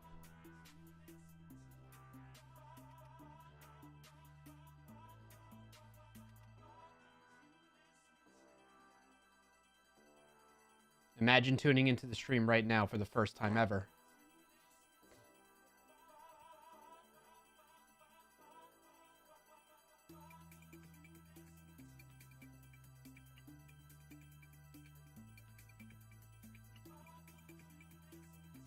It's kind of distracting because the chat is moving.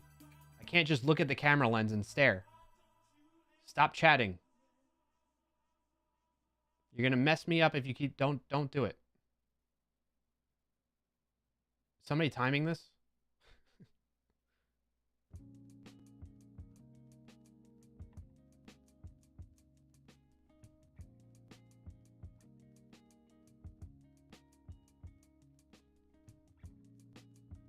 Also, I see the reflection of the fan blades. Did I blink? I don't think I blinked, did I?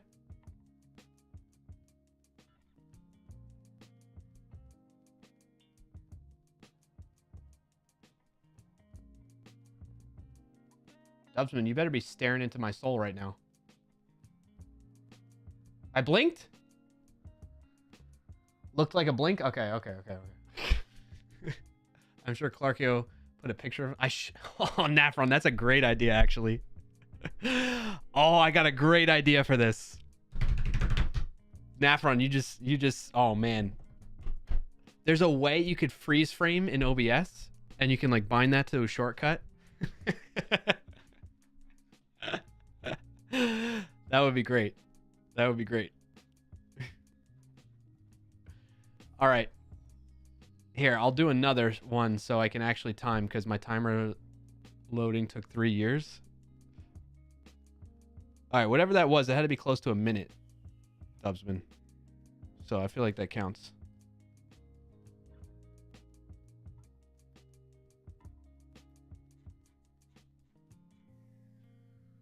Never mind, that's hella expensive. I need 2 more K. Yeah. Get a clip. And thanks for joining today by Gantron. Get a clip and just loop it. Big Ant Rod, hey, good to see you again. I know you talked about it earlier, but do you have a list of the current equipment you use for your killer setup after you finish this?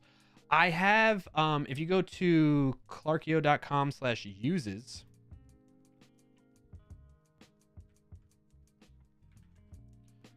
I'll drop the link in chat though. That covers a good portion of it, but not all of it. I need to update it, to be honest with you, but Hopefully that helps maybe answer some of your questions on that.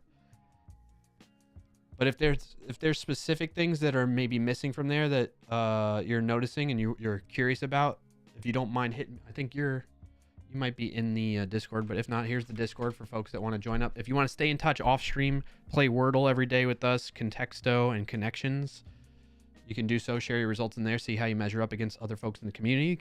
We're friendly competitive, casual competitives in there. There's channels in there for Wordle, Connections, and Contexto that we played earlier today. And I have announcements that go off in there that you can subscribe to. You won't get at everyone's, you won't get at Heerd. We don't ever really do that except for in the announcements channel, and only in the announcements channel does it at the role for people that assign the role to themselves. Okay. So, I know what it's like signing up for a Discord channel and then like getting tons of notifications and all that junk. So I try to keep that to a minimum as much as possible, and I try to keep it to where you don't have to make much of an effort. But like by default, you shouldn't get a lot of notifications from my server unless you opt into things to get those notifications. Okay. So if that's something that holds you back from signing up for a Discord server, know that I try to make an effort to minimize that. And if you do sign up and if you do join the Discord and you find that it is kind of noisy and like alerting you to a lot of stuff, let me know so I can figure out a way to, because maybe there's some gaps in the way I configured it. Okay. In any case, yeah, join up there if you'd like. And next stream will be next Friday, September 29th at 12:30 p.m. Eastern time. We'll probably continue some of this stuff around these pre-commit things to help us. I'm really enjoying working on stuff that makes sure your project stays consistent. So between these pre-commit things, linting, and then something else I've been working on is like containerizing projects better, so that way I can run within a consistent environment.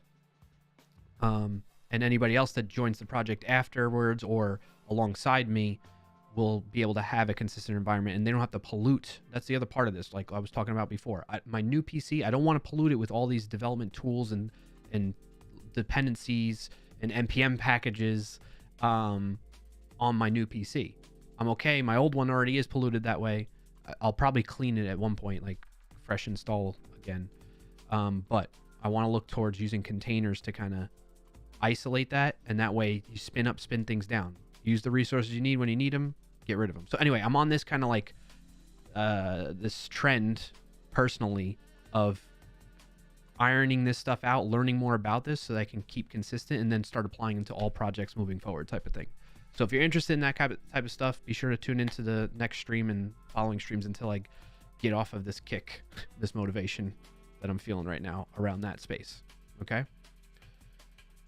Big Ant Rod says, okie dokie. Loving it. Glad to hear that. PS, have a great weekend too. Thank you, Big Ant Rod. I hope you do as well. Roy, I didn't even get a notification for streaming. You didn't? We can, ping me in Discord if that's what you're talking about. If you do follow me on socials, I do sometimes I try to keep my streams a little low key. Like I'm not worried about publicizing them. So I don't always post them on social. That's why Discord is best. But there's some of my social accounts if you'd like to follow along there. So hopefully that helps. But maybe you're just missing the role in Discord, Roy. We can look into that. Big Ant says, exactly. I love the speed you're going at too. I appreciate that, Big Ant. You have such a great community too. Everyone seems to be so happy to help. Yes. I definitely, and I mean, I think that's just part of the development culture on Twitch in a lot of the streams here. There's some exceptions to that. I've definitely been in some dev streams that it's a little toxic, but you'll find that in anything, I think. I clicked a bunch of ad things for roles. All right. Well, ping me on Discord. We'll figure it out. All right. On that note, thank you all so much. I'm going to roll the end credits, and then I think Matty Two Shoes might be on, so we'll go raid him. If not, I'll find somebody else. Okay? So if you want, stick around for the raid. I'll raid somebody that's doing software and game development, and then I'll be back next week. Have a good rest of your Friday and weekend. I appreciate you all. Thanks for sticking around this far. See you next time. Peace.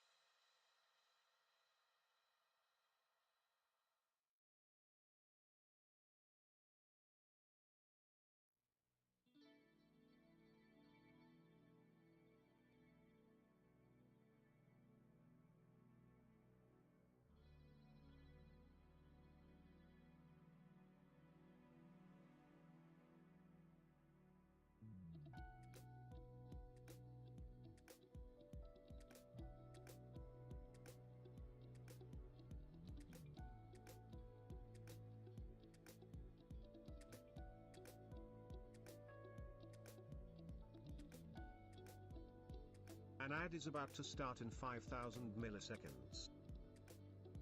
There's an ad running for 90.